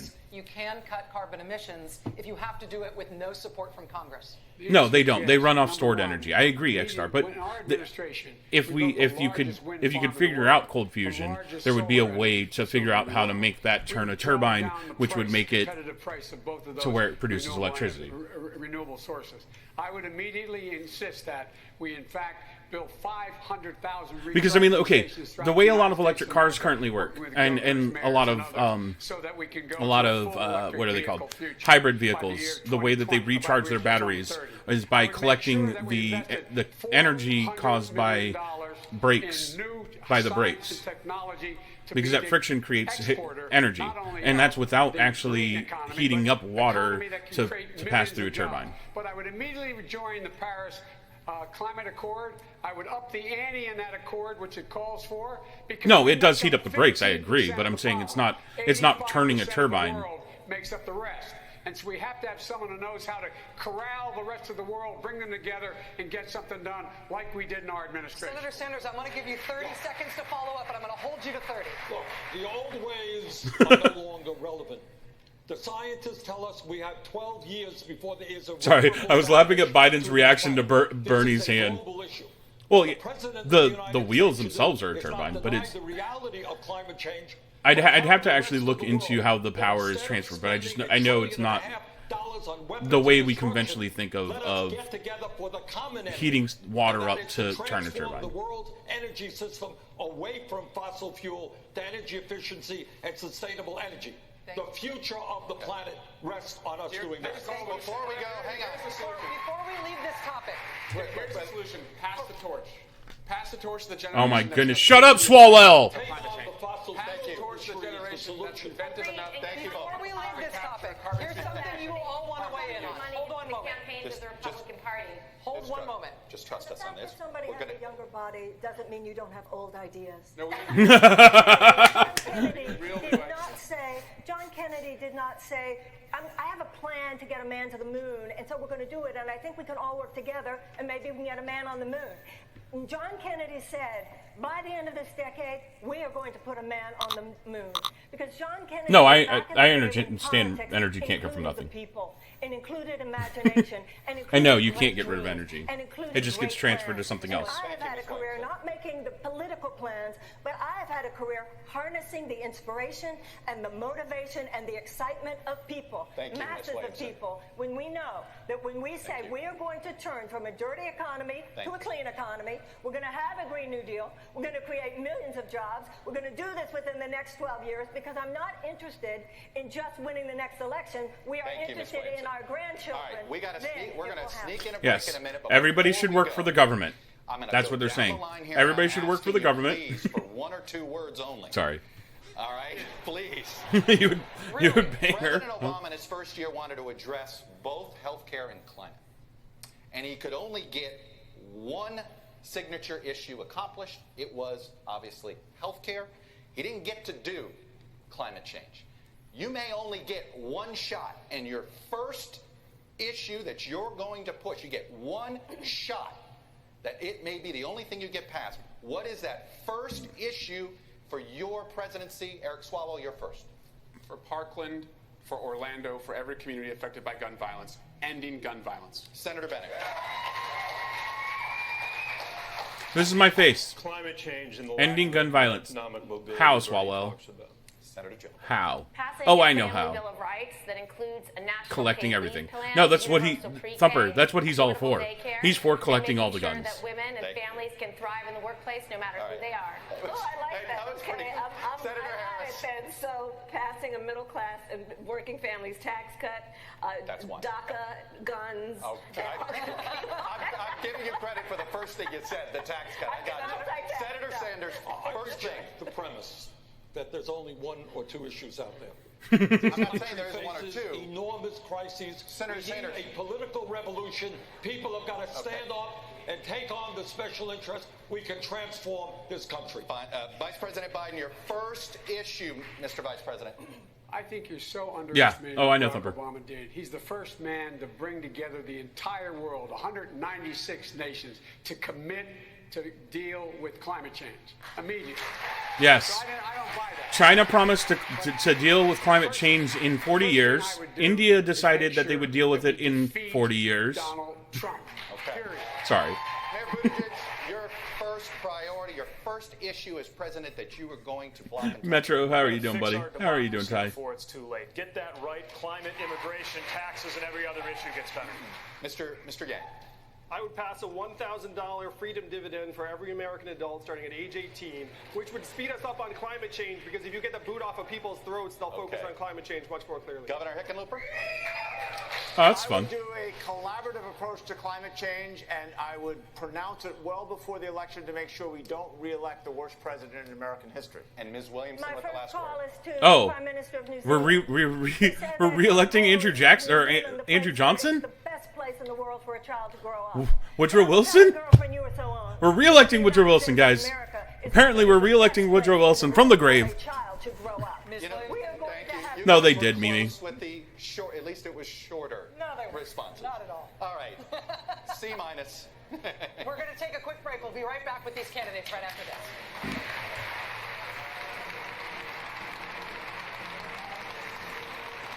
Okay, so I know a little bit about what Yang is talking about with this UBI. He brings it up a lot because he doesn't want to. A lot of his stuff is not in line with a lot of the other candidates. But with his UBI, what he has came out and said what he wants to do is that he wants to give every American $1,000 a month. And on top of that $1,000 a month, if you are already on Social Security, if you're already on... All right, well, on election day... I didn't want to do that. I wanted to mute him. Because this is the exact same thing they showed yesterday. If you're on Social Security, if you're on other aspects, you either choose to stay on your Social Security or you go with the $1,000 a month. UBI, Universal Basic Income, Thumper. That's what it's called. It's what they. So you either choose the $1,000 a month or you choose whatever government assistance you're already getting at the time. It is, but I'm not for it, but I understand it. Yeah, but the thing is, X-Star, it's my biggest problem with it is my biggest problem with the UBI is that you take away incentive from people to, when you give people things for free, that you take away incentive for them to work. Because we as people, we need a reason to work. We do. Well, I mean, I still work, but I want more money. That's why I work. I get a check from the U.S. government for my veteran disability, and I work full time during the day, and then I come and stream every night. But there's an incentive for that. So I fear that a lot of people, if they're getting money, just straight money from the government for not doing anything, it's not a reward for doing something, you tend to lose the meaning of it. Yeah. But you don't stream. True. But the incentive is not get bored, but a lot of people don't care about that. They really don't. I would love to quit my job and just do this all day. But I'd still be working because streaming is not, it's not easy. I hate to say it. It's not easy. I'm not a fan of the UBI, but he keeps focusing on it for some god-awful reason. I know that's one of his points, but he's got many other stances that I like about him, that he stands.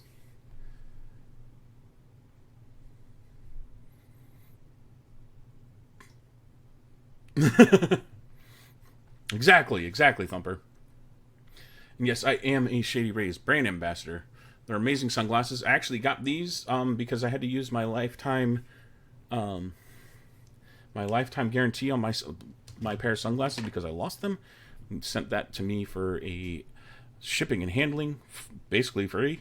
Just paid a little bit of shipping and handling. They sent me another pair.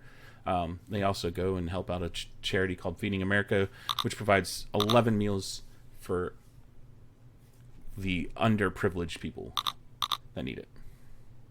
$8, Thumper.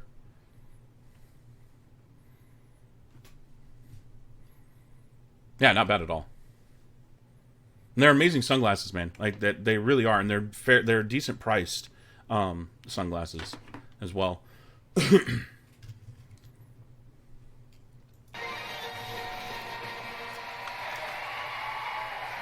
to the Democratic candidates debate. Like I said, lifetime guarantee.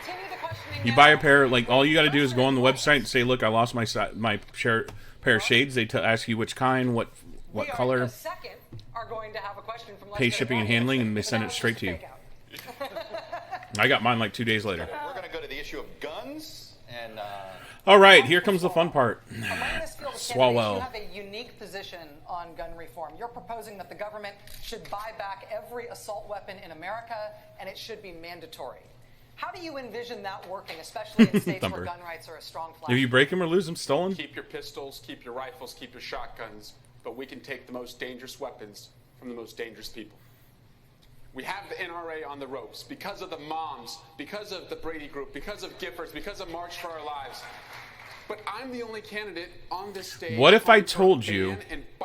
What if I told you that my Mini 14 can do the exact same thing as an AR-15? A single thing to save a single life in Parkland.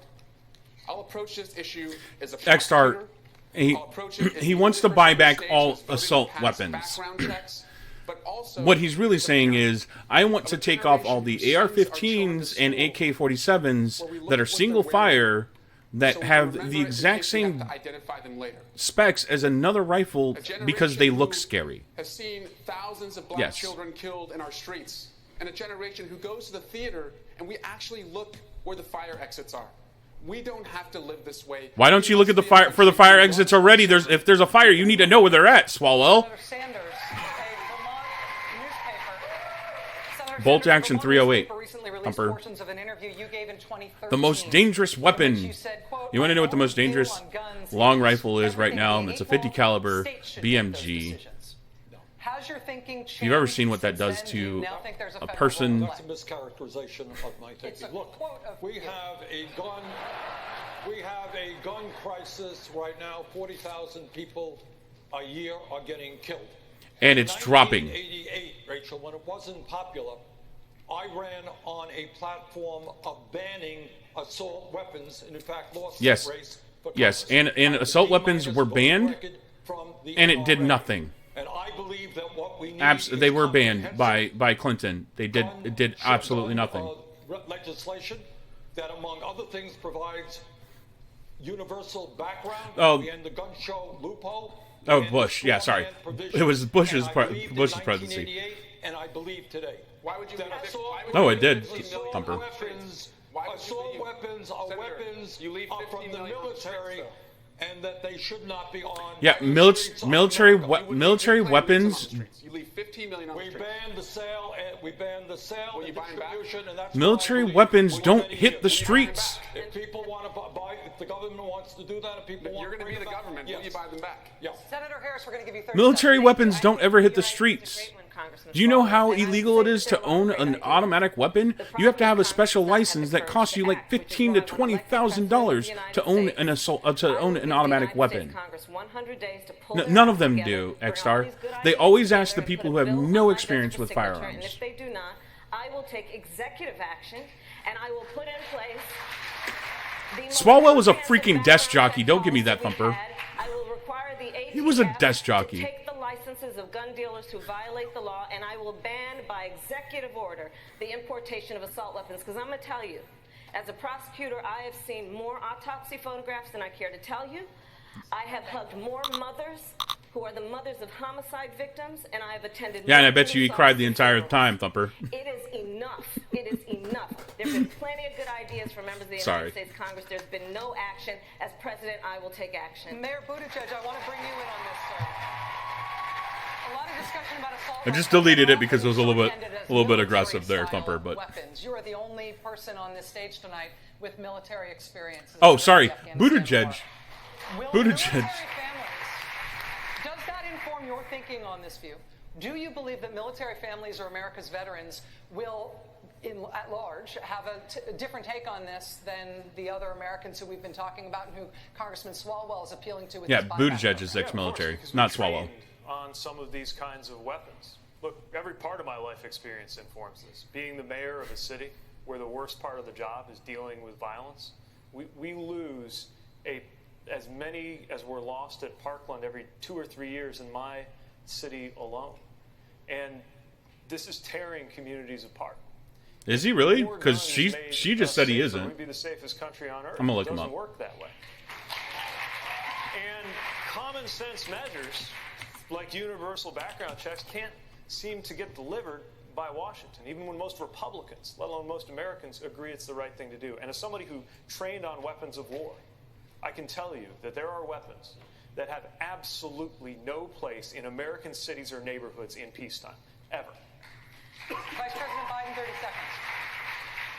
A real 30 seconds? A real 30 seconds. He said that, but he didn't say anything about it. Beating the NRA. I like that.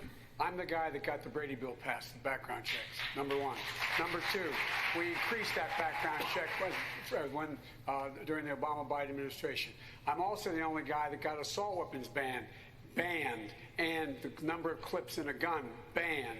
And so the number of clips in a gun. I would buy back those weapons. We already started talking about that. We tried to get it done. No, Swalwell never went to join the military. And it should be demanded that we do it, and that's a good expenditure of money. And lastly, we should have smart guns. No gun should be able to be sold unless your biometric measure could pull that trigger. It's within our right to do that. We can do that. Our enemy is the gun manufacturers, not the NRA. The gun manufacturers. He's a career politician. All right. What's up, Rabbit? Lester Holt has our next question. Yes, it's a whole the whole gun is a clip now. Viewers, we put some suggestions that ask maybe they could share some. Here's one that came from Kathleen from Canby, Oregon, who writes, many fear the current administration has inflicted irrevocable harm on our governing institutions and norms, and in the process, on our reputation abroad. The question is, what do you see as important early steps in reversing the damage done? And we'll put this one to Senator Bennett. Thank you very much. What an excellent question. First of all, we have to restore. Yeah, no, Swalwell's a career politician. politician. Looking for us for leadership. We have a president who doesn't believe in the rule of law. He doesn't believe in freedom of the press. He doesn't believe in independent judiciary. He passed how many clips a gun can hold. And that is what we have to change, and that's why everybody is up here tonight, and I appreciate the fact that they're up here for that reason. No, what I like about Buttigieg is that he kind of skirted the whole issue, because he said, I've dealt with military weapons and weapons of war, and they don't belong on our streets, because they're already not on our streets. And a third ally of ours, without saying anything about North Korea Right, Mimi? or Russia. And when you've got a situation where you have a president who says something happened in the Straits of Hormuz, and the whole world doesn't know whether to believe it or not, that is a huge No, it's fine, Jimmy. When it comes I understand. to the national security of the United States of America. I'm giving him a hard time because Biden was also the one that said that you can run outside with a shotgun and shoot it in the air, but that's illegal in all 50 states. And another country or entity. It's called the equal discharge of a firearm. Some relationship that you just mentioned about President Trump. What is the first relationship you like to reset as president? Go down the line, and I'll start with Ms. Williamson. Well, one of my first phone calls would be to call the European leaders and say, we're back. Because I totally understand how important it is that the United States be part of the Western Alliance. I'm trying to get one or two words here.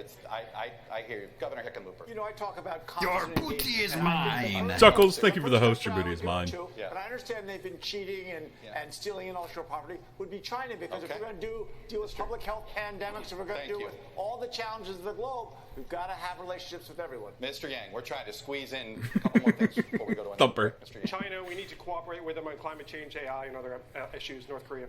Your booty is mine. X-Star, thank you for the host. Your booty is mine. Allies he will have pissed off worse between now and then. What we know is that our relationship with the I do, Thumper. world needs to change, and it starts by modeling American values. Rabbit, that's Andrew Yang. President, I'm trying to be quick. We know NATO will fall apart if he's elected 4 more years as the single most consequential alliance in the history of the United States. Senator Sanders. Who is NATO fighting Biden? I think it is rebuilding trust in the United Nations and understand that No. we can solve conflicts without war, but with diplomacy. Senator Harris. All the members of the NATO alliance. Senator Gillibrand. President Trump is hell-bent on starting a war with Iran. My first act will be to engage Iran to stabilize the Middle East and make sure we do not start an unwanted, never-ending war. Senator Bennett, quickly. Our European allies in every Latin American country that's willing to have a conversation. But it about isn't? how to deal with the Like, refugee crisis. And Congressman Swalwell. NATO's. I'm a fan of NATO, but at the same time, I'm just like, Thank you all. Thank you all. We have one last question for Vice they've President Biden tonight. they've let everybody into NATO. Experience in foreign policy. After the fall of the USSR, everybody's allowed in Say yes or no on one of the most NATO. consequential foreign policy decisions of the last century. Yeah. You voted for the Iraq War. You have since said you regret that vote. But why should voters trust your judgment when it comes to making a decision about taking the country to war the next time? Because once Bush abused that power, what happened was we got elected after that. I made sure the president turned to me and said, Joe, get our combat troops out of Iraq. I was responsible for getting 150,000. So you destabilized Iraq. And my son was one of them. I also think we should not have combat troops in Afghanistan. It's long overdue. It should end. And thirdly, I believe I agree. We need to get out of Afghanistan. Has pulled together more of alliances to deal with what is the real stateless threat out there. We cannot go it alone in terms of dealing with terrorism. So I'd eliminate the act that allowed us to go into war, and not the AUMF, and make sure that it could only be used for what its intent was, and that is to go after terrorists, but never do it alone. That's why we have to repair our alliances. We put together 65 countries to make sure we dealt with ISIS in but my unit Iraq was and other places. That's what I would do. That's what I have done, and I know how to do it. Senator Sanders, 30 seconds. One of the differences. This is my problem. My biggest problem with Iraq was there was no long-term idea of what to do with Iraq. And there never was. To that war, which is a total disaster. Second of all, And so everybody was demanding us to leave there, but then you're just leaving a vacuum. You can't use vacuums. I was chilling in the rear with the gear. Yemen, which is the most horrific humanitarian disaster on earth. And thirdly, But it didn't secure us anything in oil. That's the problem, Jimmy. Everything I can to prevent Like- a war with Iran, which would be far worse than disastrous war with Iraq. All right, guys. Informed consent of the American people. Good news is you get more time to talk, but I have to sneak in one more break. We will be right back with more debate. It actually caused oil to go skyrocket. No, yeah, I agree, Rabbit. The Iraq War. Okay, here. This is the real reason between Iraq and for Iraq and Afghanistan. We supported the Taliban back in the 70s and 80s. Well, here it is. Shush your mouth. We supported Afghanistan back in the 70s and 80s while they were fighting the Russians. We supported Saddam Hussein while he was fighting the Iranians in the 70s and 80s. Then those two groups got a lot of power after the fall of the USSR and Iran kind of not doing anything. And so Kuwait was our ally, and we defended Kuwait when Saddam invaded Kuwait. But we didn't really do anything other than just, push him back, and then he continued to do whatever the hell he wanted in his own country. He continued to commit other war, on other countries that we thought were our friends, or that we believe are our friends. It's Iraq was a mess. Afghanistan was a mess.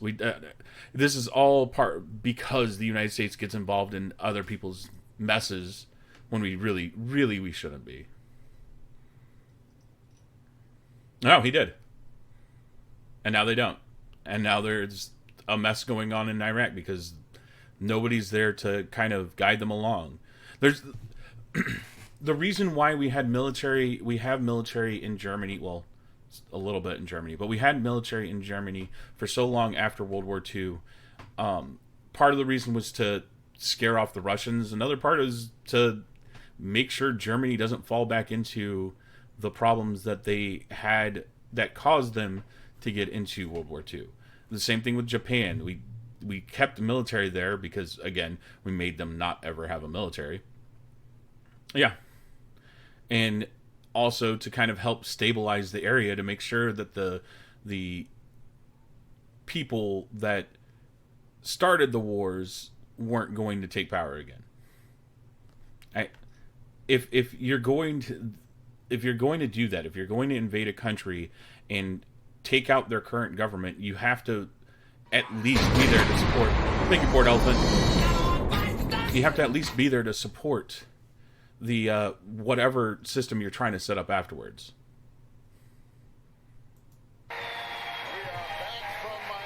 And that's 20, 30, 40 years. Final chance to make their case to the voters. It scared me too, 45 Jimmy. seconds each. We begin with Congressman Swalwell.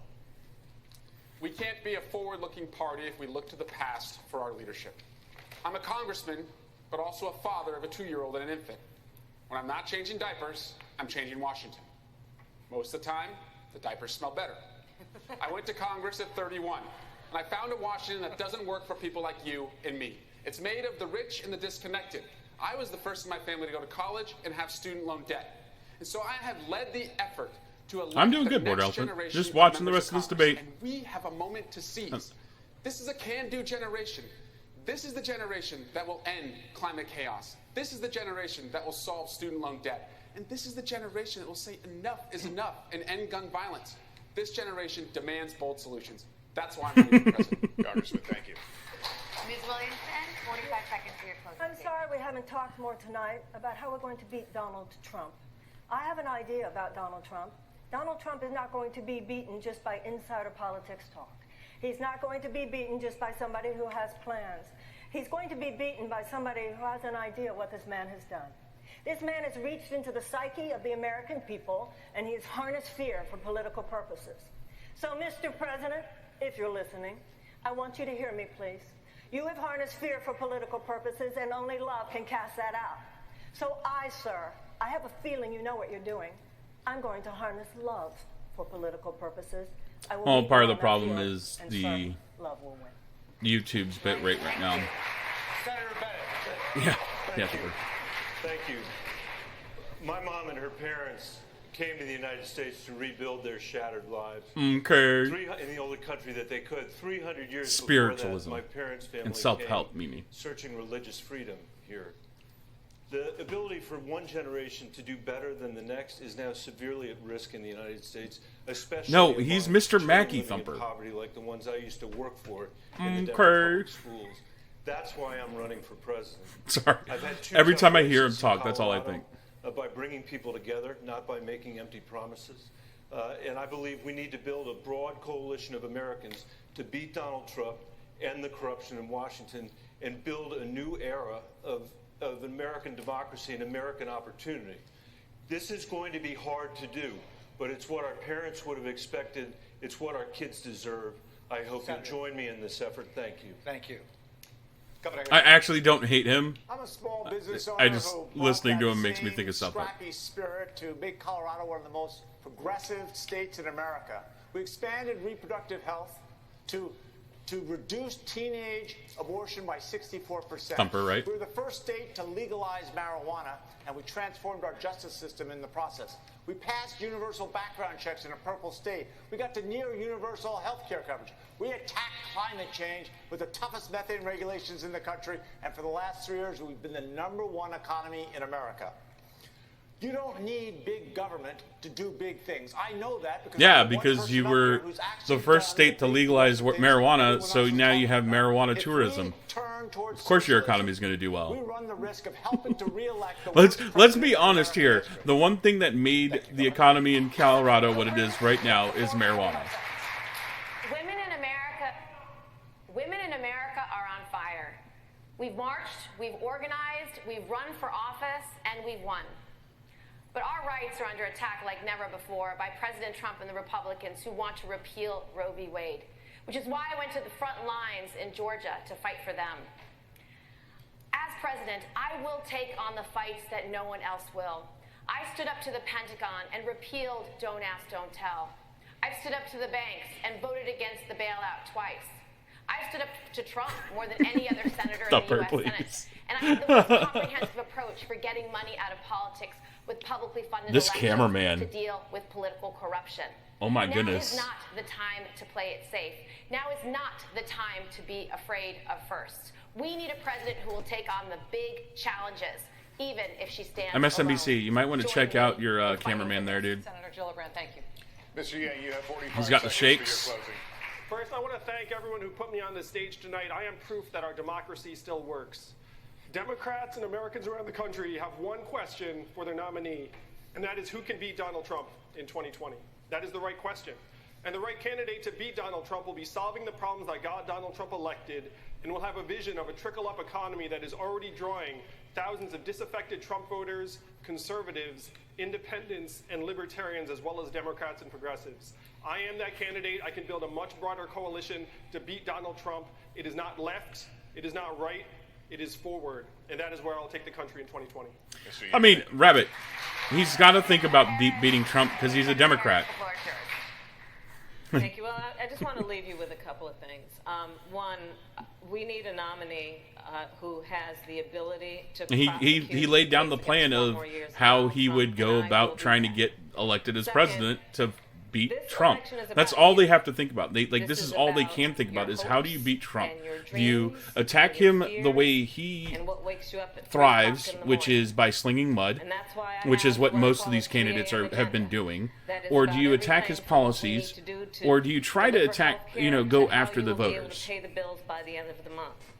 And when I think about what I mean, our true, country Rabbit, needs, true. I promise you, I will be I'm just who saying, like, leads with a sense of dignity. With you can't knock him honesty, for saying, look, this is speaking how we the have to truth, beat Trump, and because that's what they giving have to the do. They American have to beat family Trump. They're all the that they Democratic need Party. to get through the end of the month in a way that allows them to prosper. So I hope to All right, all enjoy of your breakfast, X-Star. support. Please join us at KamalaHarris.org. Senator, thank you. Mayor Buttigieg, 45 seconds. Nothing about politics is theoretical for me. I've had the experience of writing a letter to my family, putting it in an envelope marked just in case, and leaving it. Yeah, where that they won't would know work where at to all, find it Thumper. in case I didn't come back from Afghanistan. I have the experience of being in a marriage that exists by the grace of a single vote on the U.S. Supreme Court. I have the experience of guiding a community where the per capita income I always forget that he's gay. $20,000 when I took office into a brighter future. I'm running because the decisions we make in the next 3 or 4 years are going to decide how the next 30 or 40 go. And when I get to the current age of the current president in the year 2055, I want to be able to look back on these years and say my generation delivered climate solutions, racial equality, and an end to endless war. Help me deliver that new generation to Washington before. Yeah, Mimi.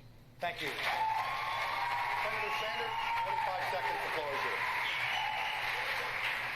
I suspect people all over the country who are watching. Now that's why he was just talking about that he's only married because of But one how come vote. nothing really changes?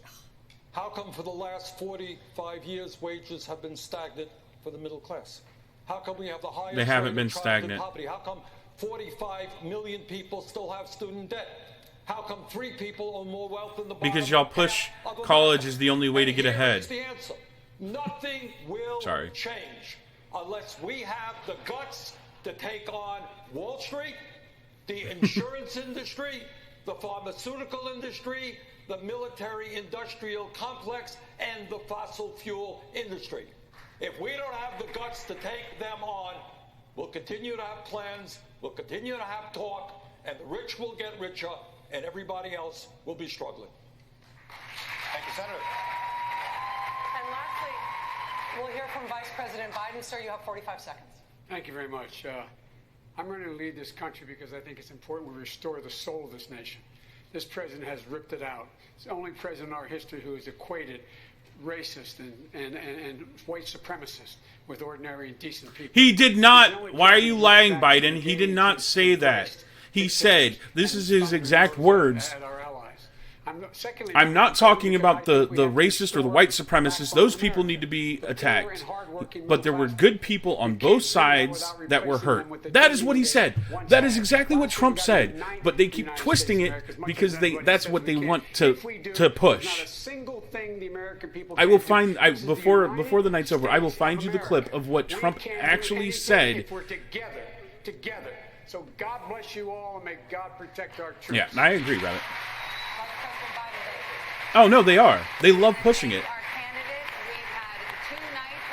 He did not say they're good and decent people in the white supremacists. That is not what he said. It takes guts to run and stick your neck out like this to you guys and to the 10 last night. I would also like to thank the audience for completely ignoring our suggestion not to react. Ugh. Anyways, we're gonna find this clip. I'm gonna find this clip for you guys because they continue to throw this. And I'm not a Trump supporter. It bothers me that people continue to push this narrative that that's exactly what he said.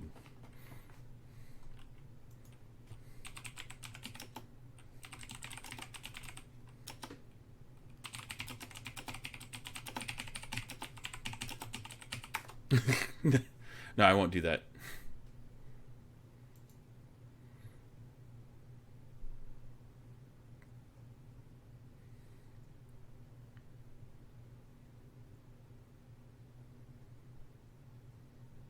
Here we go.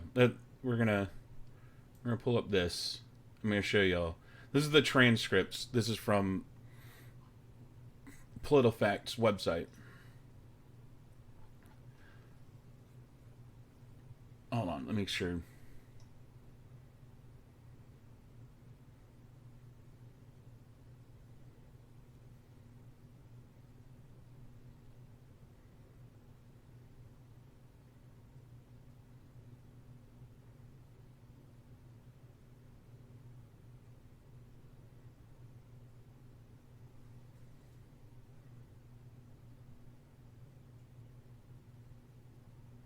I'm trying to make sure this is the right one.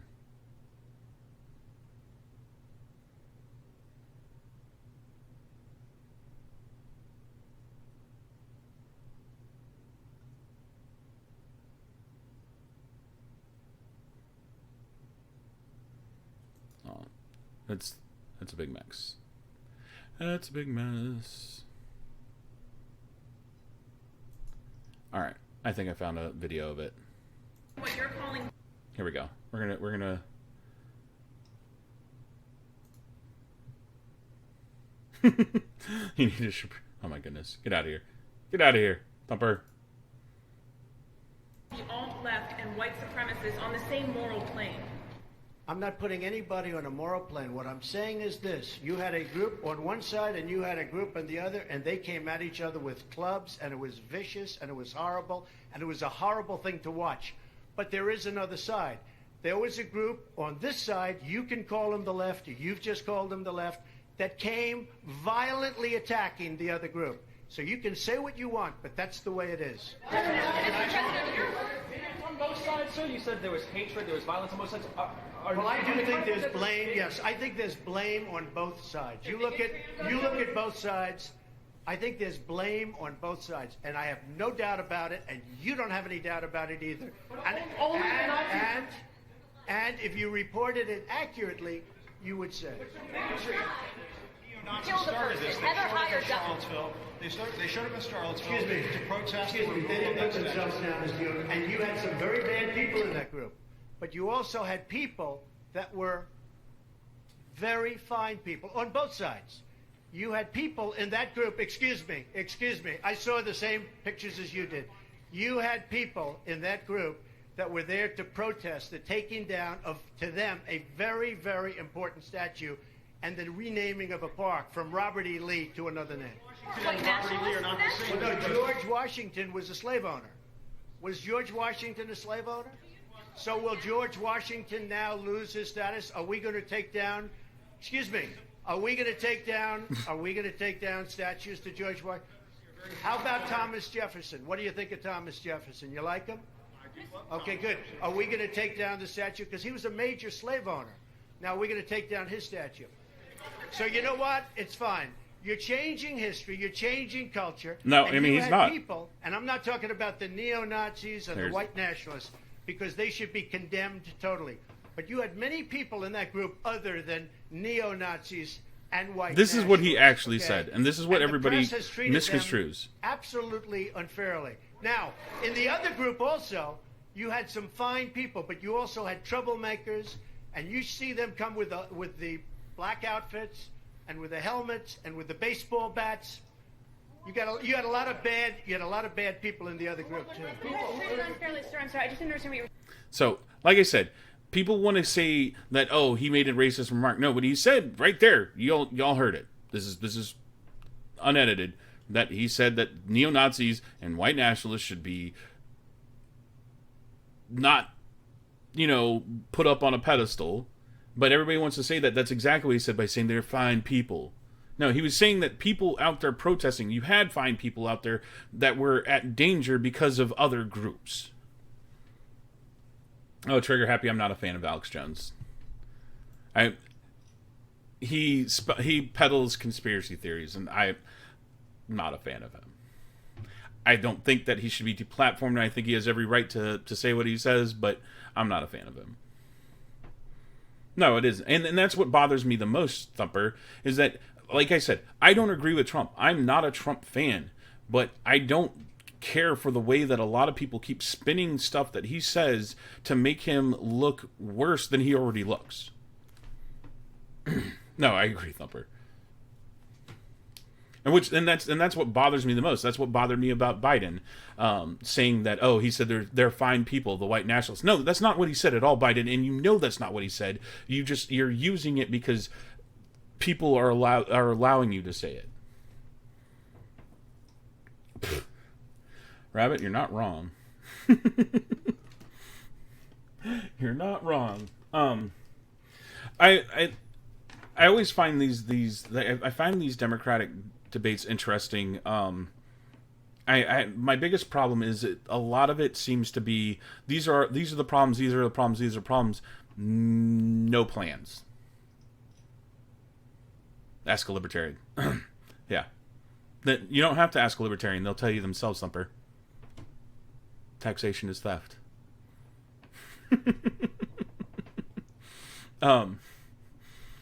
No, sorry. I'm doing good, Trigger. How about yourself? I find it interesting. I find it, what made me laugh the most was the fact that, like, Bernie wasn't talking, but he was doing the smart thing by not talking. I mean, he's following the rules, but like everybody else was just like blah blah blah blah, so everything was being spewed out and nobody got like their points across when everybody's talking at the same time, because that's just not how things work. You can't hear everybody's points at once when everybody's talking. Eric Swalwell can take a bus back to California and never be seen again, and I'll be happy. That is not a threat of violence against the man. I just don't care for him and I don't want to see him anymore. I don't like him. As for some of the other candidates, I think Yang just hung too much on his UBI, which I think he should have gone after other things. No, welcome back, X-Star. Biden did himself no favors because he's Biden. Yeah, it is over. That was the end of it. You left right at the end of it. There are 20 candidates right now, Trigger Happy. 20. I think there's 22 total, but only like 20 really matter. And even that, yeah, there's a lot of candidates for the Democratic Party right now. Who else was there? Buttigieg, I think, has problems in his own neighborhood that are going to catch up to him sooner or later. Kamala Harris, I don't think did a horrible job. I wish she would have explained what her plans were instead of just throwing out, what's wrong with the country. Can I check the polls? Currently, I know... Yeah, we'll go look at the polls right now. We will... 20 latest polls.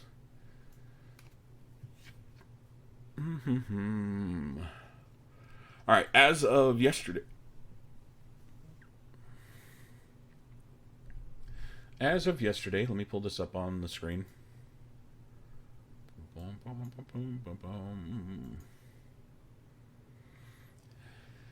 All right, so as of yesterday,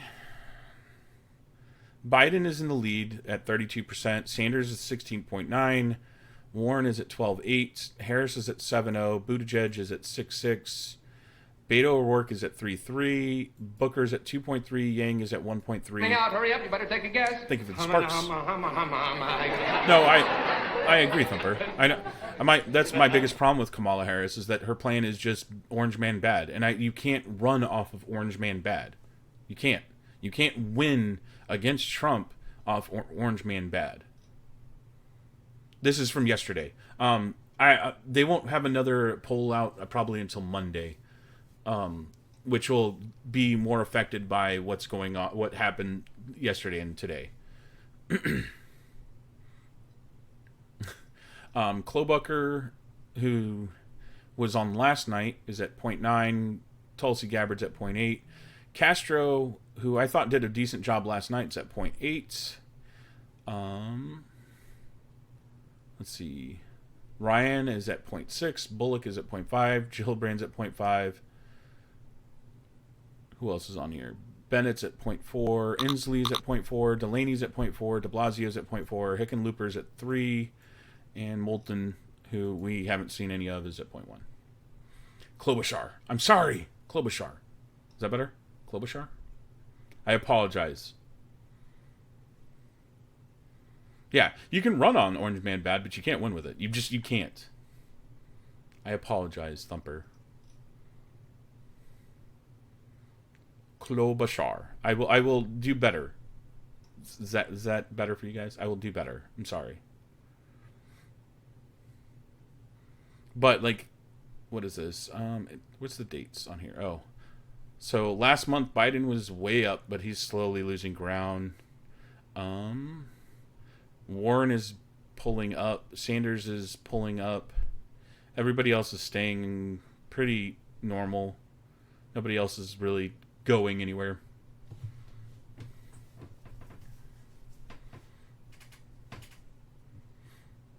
Oh no. Trigger happy. Sanders' problem is that he abandoned all of his 2016 stuff and took over Hillary Clinton's stuff. Yeah, I will. Here you go.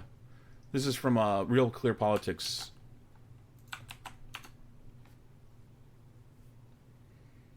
And that's the overall, and it's got all the different, it's got Economist, YouGov, Emerson, Political, Monmouth, Hills Harris, X, USA Today and Suffolk, Fox News, and Quinnipiac. No, dude, like a lot of the people that were on Bernie's side in 2016 are voting against him now because, like I said, he's abandoned everything he was running on in 2016 and taken over Hillary Clinton's stance. No problem. That's what I'm here for. Which is hurting him, honestly. But like I said, it'll be interesting to see the future, and where everything goes. Biden's in almost every poll. Biden is winning by at least 5 points, except for Emerson. Emerson has Sanders, and so there's going to be another debate next month with 2 nights.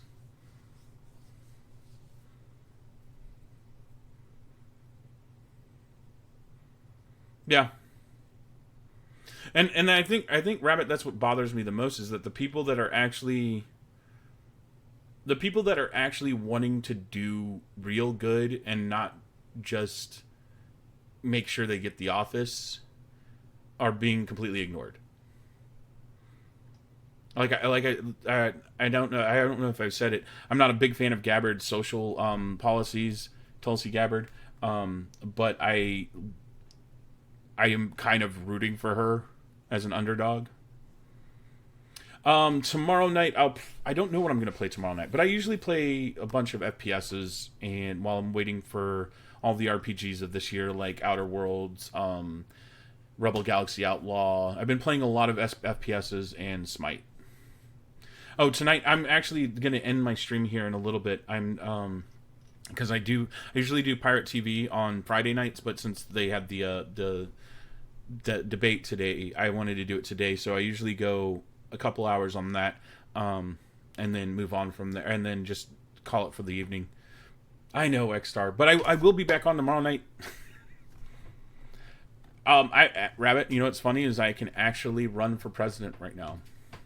I am of legal age to become president of the United States now. Heck no. I'm running under the No Pants Party. I don't want to be a politician. Heck no, man. That's not where the money's at. The money is at lobbying. I would be a lobbyist. What up, Aztec Consulting? How are you doing, my man? Shoot, trigger happy. I'd have a hard time voting for myself. Although, at one point, I had 10 whole votes in the city of Flagstaff as mayor.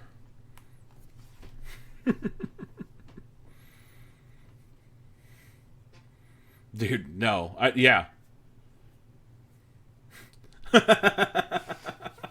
Nah, it's alright, Rabbit. It's alright. I got Skeleton Man, right? Like, the minute that you start going into politics, dude, people bring out all sorts of stuff from your past. They would bring up all sorts of stuff. So, when you were in Germany, you dated this girl. Why'd you date her and why'd you dump her? Why are you asking questions? And we all know that there's some unflattering pics of me running around the internet. So, right? Exactly, Thumper. My first press release. All right, this is all my kinks. This is what I've done in my past. This is what I'm into. These are the women I've hurt. These are the men I've hurt. Oh, wait, what? Just crucify me now. Let's get this over with.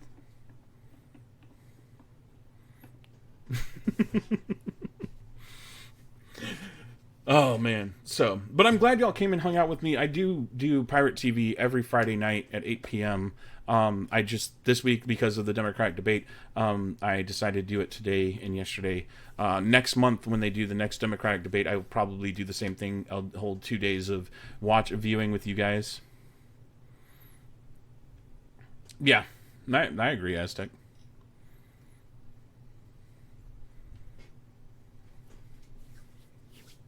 Just labels.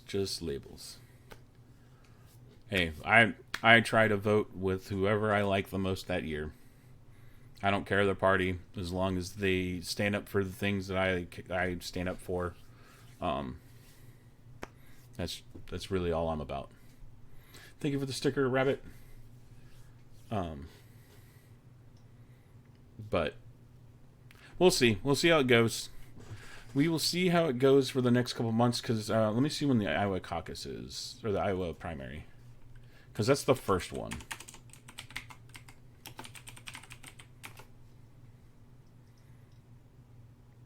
Welcome to my life.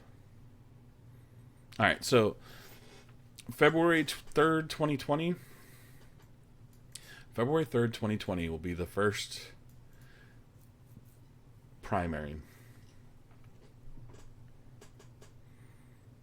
Wait, when did... Yeah, we still have a while. We still have about 8 months. 8 months.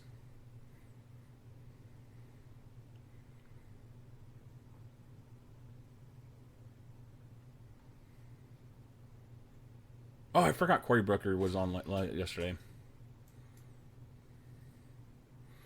Oh, for sure. Biden and you know, Biden and Sanders could, you know, not make it to February.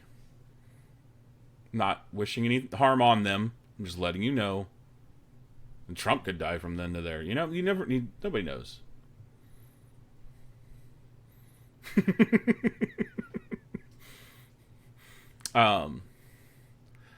No, it was interesting to see. It was for me, a lot of this was, hey, these are the problems. Trump was the reason for all these problems. Okay, have a good day. That's a lot of what both nights were, and it was frustrating because I want to know. Okay, you see these problems. How are you going to fix them? You see the detention centers on the border of Texas and Florida and California and New Mexico and Arizona. How are we going to fix that? What are your plans to fix that? Are you going to create separate living cells for families? Are you going to are you going to ensure that those kids are with their family members? Are you going to ensure their safety in that sense, as well as, you know, people are disgusting, Rabbit. Never rains in the summer in the Middle East. I mean, it rains here every summer. You know, that's what I want to know. This is what I want to know as somebody who wants to know the policies before voting. Like, I can't vote in the DNC because I'm not a registered Democrat, so I can't vote for their candidate. But as somebody who's looking forward to the 2020 election, I want to know what are your plans? What is your plan to fix the situation? If you're calling this a horrible atrocity, what are your plans to fix it? All I hear is you saying, "Oh, it's horrible what's going on down there." Yeah, it's horrible. How are you going to fix it? What are your plans to fix it? Because the people I've heard that have plans to fix it, y'all keep making fun of and saying, "Oh, it's because they're this way or this way." I know Texas does. Oh, no, Texas does have open primaries, doesn't it? Sorry, I'm used to living in Arizona, Thumper, and not being able to vote in the Democrat. Oh, then I'll just wait for the Libertarian one.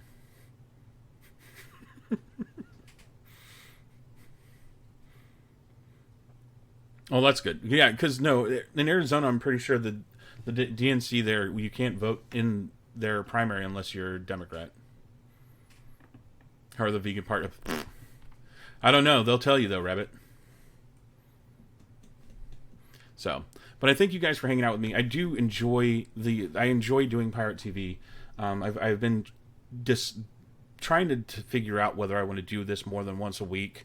I've been trying to figure out whether I can find enough stuff to talk about for a couple hours more than once a week. Right now it is just once a week. We're just going to continue with Friday nights at 8 p.m. Talking about it. Every other night will be video games of some sort. And I thank all of you for your support and all of your comments and stuff like that. I know we get a little bit rowdy here sometimes, and I appreciate that most of y'all have been fairly on topic and not super aggressive when we talk about certain things. And I enjoy doing this. Very civil. No, we're pretty civil. There hasn't been any attacks on other people. We've attacked ideas and stuff like that. There hasn't been other attack on other chatters, which I really enjoy, and that's something I really wanted from this. And I think I want to expand it. I like doing this thing. History, politics have been one of my passions since I was a little kid. I know I say this almost every week. Oh, Trigger, it's okay, man. It's okay. It was like kind of last minute earlier this day, or it was earlier this day that I was like, you know what, I want to do a live stream of the Democratic debate because I want to talk about this stuff. I want to see this stuff. I want to talk with you guys about it. Because even if you aren't gonna, even if you're going to vote for Trump, even if you're going to vote Libertarian, even if you're going to vote, Wackadoodle Party or the No Pants Party for PieRatKing, whatever you're going to vote, like, I think it's still something that we need to do is to view everybody and, give them equal footing and try to figure out who's the best candidate for ourselves. So, I mean, we got another year and a half. I miss you too, Trigger Happy. No, Rabbit. For the primaries, you can vote without registering. You still have to be an American citizen to vote in the presidential election. Yeah, and that was one of the things that gave me the choice, or made me decide to do this, Trigger Happy. I wanted to. It's something that nobody else on Mixer is doing. Because Project Shadow, I think by getting to see all 20 candidates at one time and see where they stand on issues, whether they actually have a plan or not, is important to the process of trying to figure out who, whether, because what eventually happens, no, I understand that, Project Shadow. Like, I get it, but I think a lot of me personally, I'm not one party or the other. I'm just not. I tend to lean more libertarian, and I'm very open about this. I'm a very libertarian individual. I'm all about personal liberties, and I won't shy away from that. That it's something that is in the forefront of everything, especially all the conversations I have here. But I like to see where everybody's coming from. I like to see, okay, this is what the Democrats are coming from. This is what they're pushing. This is the policies that they want to go with, and I kind of already know what Trump's going to come at us with. So I like to see all of that. And I think it's important to see everybody's side, and that's where I stand. I think it's important to see everybody's side because you get a fuller idea of how to talk with people on the other side of the table. It makes it easier if you already know what their stances are to talk with them and have civil discourse and not attack each other because you think what their idea is stupid and then call them names. And that's one of the things that was like at the forefront of PieRat TV was I didn't want people to use personal attacks when they're trying to fight an idea, because fighting the idea is the core of what we really want to do. We want to talk about the idea and what we think is right compared to attacking that person. Dude, it depends on who they put up against him, Rabbit. I think if they go with Warren or Biden or Bernie, Trump's going to have a field day with them. He's going to, because they're going to go and try to pull what Hillary did, which is start slinging mud and start talking about Trump himself, and not actually going after his ideas, and that is going to benefit Trump. And you can't do that. Yeah, you against somebody like Trump, you have to go policy. You have to go policy. That's going to be the only way they can defeat him. I still don't think they're going to defeat him. I still think Trump is going to be their president in 2020, and it's just 4 more years of Trump. Yeah, and that was another thing that caused that turned a lot of people off too, Thumper. When one of the reasons why so many people went to Trump was because Hillary and the Democrats were saying, "Oh, they're deplorables, they're this, they're this, they're this." They were attacking the voters themselves instead of the ideas. Yeah. That most politicians do, though, Rabbit. How did Trudeau become prime minister? I think he's enacted some good policies. I think he's also enacted some really bad policies. Like every president, they have their goods and their bads. Like you got to figure out what means more to you than other stuff. I will say, well, of course not, Trigger, because it's not what the news wants you to know. Just like you didn't hear a lot about all the bad decisions that Obama made. Like that President Obama made, which, again, he had some good decisions that I agreed with, and he had some really poor decisions that I didn't agree with.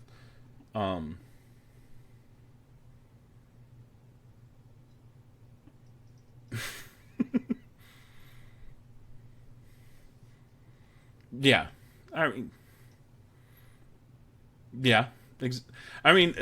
But that's why we run under a republic. That's why the United States is a republic. We're a democratic republic. Because there are a bunch of idiots in this country. No, please don't, Rabbit. I don't agree with that at all. Nope. I am 1 year. No, thank you. Republic democracy? Is it a republic democracy or is it a democratic republic? I'm checking. It's a republic democracy, yes. For me. No, thank you. I'm not a landowner, so I wouldn't be able to vote. I don't like... I would love to own land, but me personally, I can't own land because I like to move around too much. And I have a problem with commitment. So 30-year loan is just too much commitment.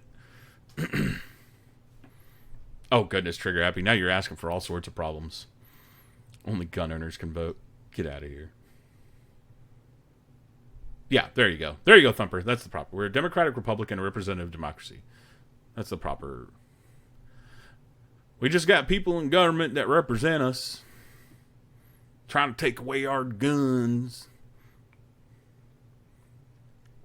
I could. My biggest problem with the whole gun crisis thing is that the majority of the people that are calling for gun crisis and saying that is a gun crisis have no idea what they're talking about. They have no idea.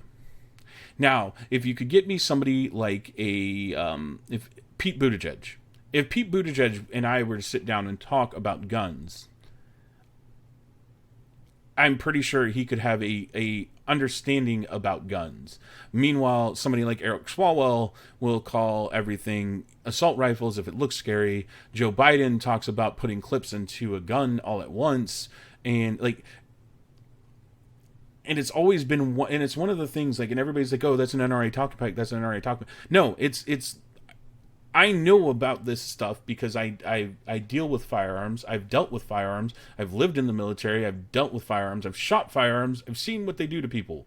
I've seen what they do to all that, So when you come at me and tell me, oh, the 223 round is the most powerful round in the world, I'm going to look at you and say you're stupid.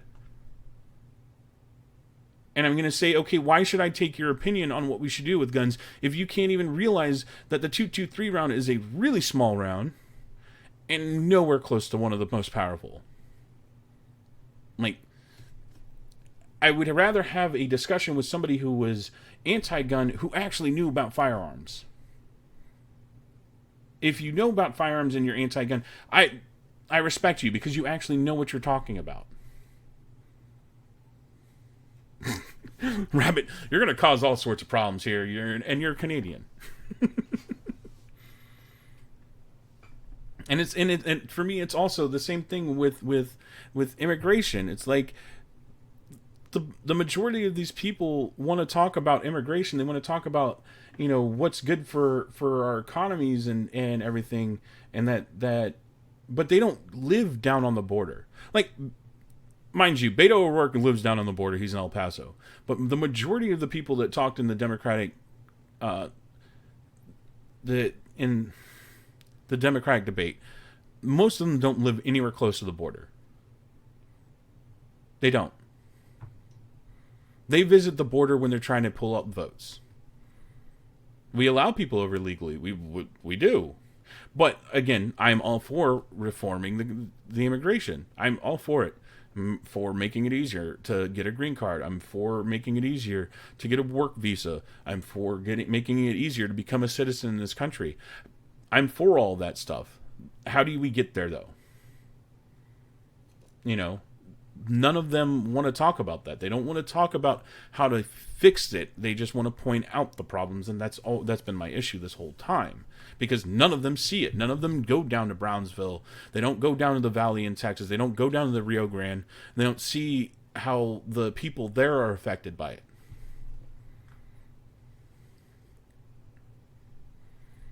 I'm all for, it's hard. Like, trigger happy. A lot of the problem with that, though, is that some of these countries that these people are coming from, they don't have the documentation on their citizens that the United States does. Like, honestly, the U.S. has a lot of documentation on us. It's scary, but not as much as the UK. Believe me, the UK, they know everything about your entire life. They know what you had for breakfast and the last time you had an orgasm. But the United States keeps documents on their citizens a lot better. And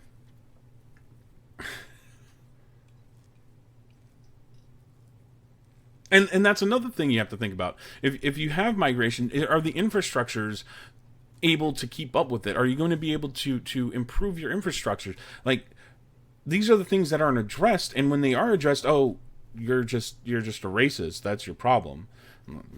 Yes, I'm racist against my own people. Like, I have it.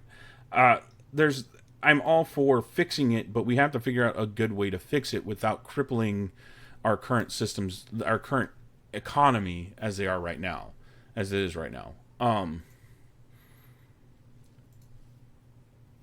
As for some of the other stuff, the when you look at overall statistics, when you look at numbers, like the raw data of certain things, like they were talking about the systemic racism of the police forces.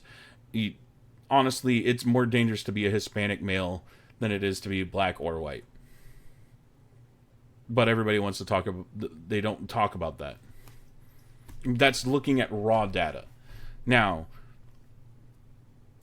anecdotally, me being a Hispanic male in my many interactions with police officers, never felt afraid that I was going to be shot.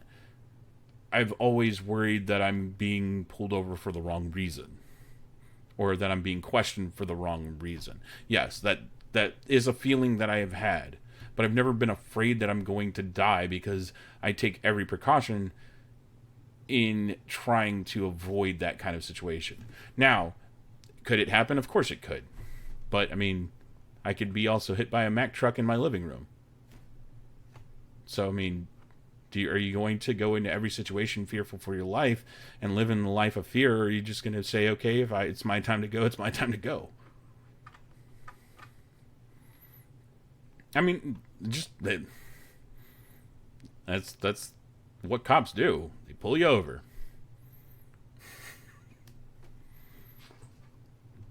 I've had a friend that witnessed me being pulled over, and she was just wondering what the hell I was doing. I mean, but aren't you? I'm just joking, Rabbit. I'm just kidding. But like I said, that's gonna be it for me tonight. I will see you guys tomorrow. I might do a day stream. I'm going to try to start do a day stream tomorrow. I don't know what game I'll play. Maybe Dauntless. We'll see where I'm going. Just keep talking.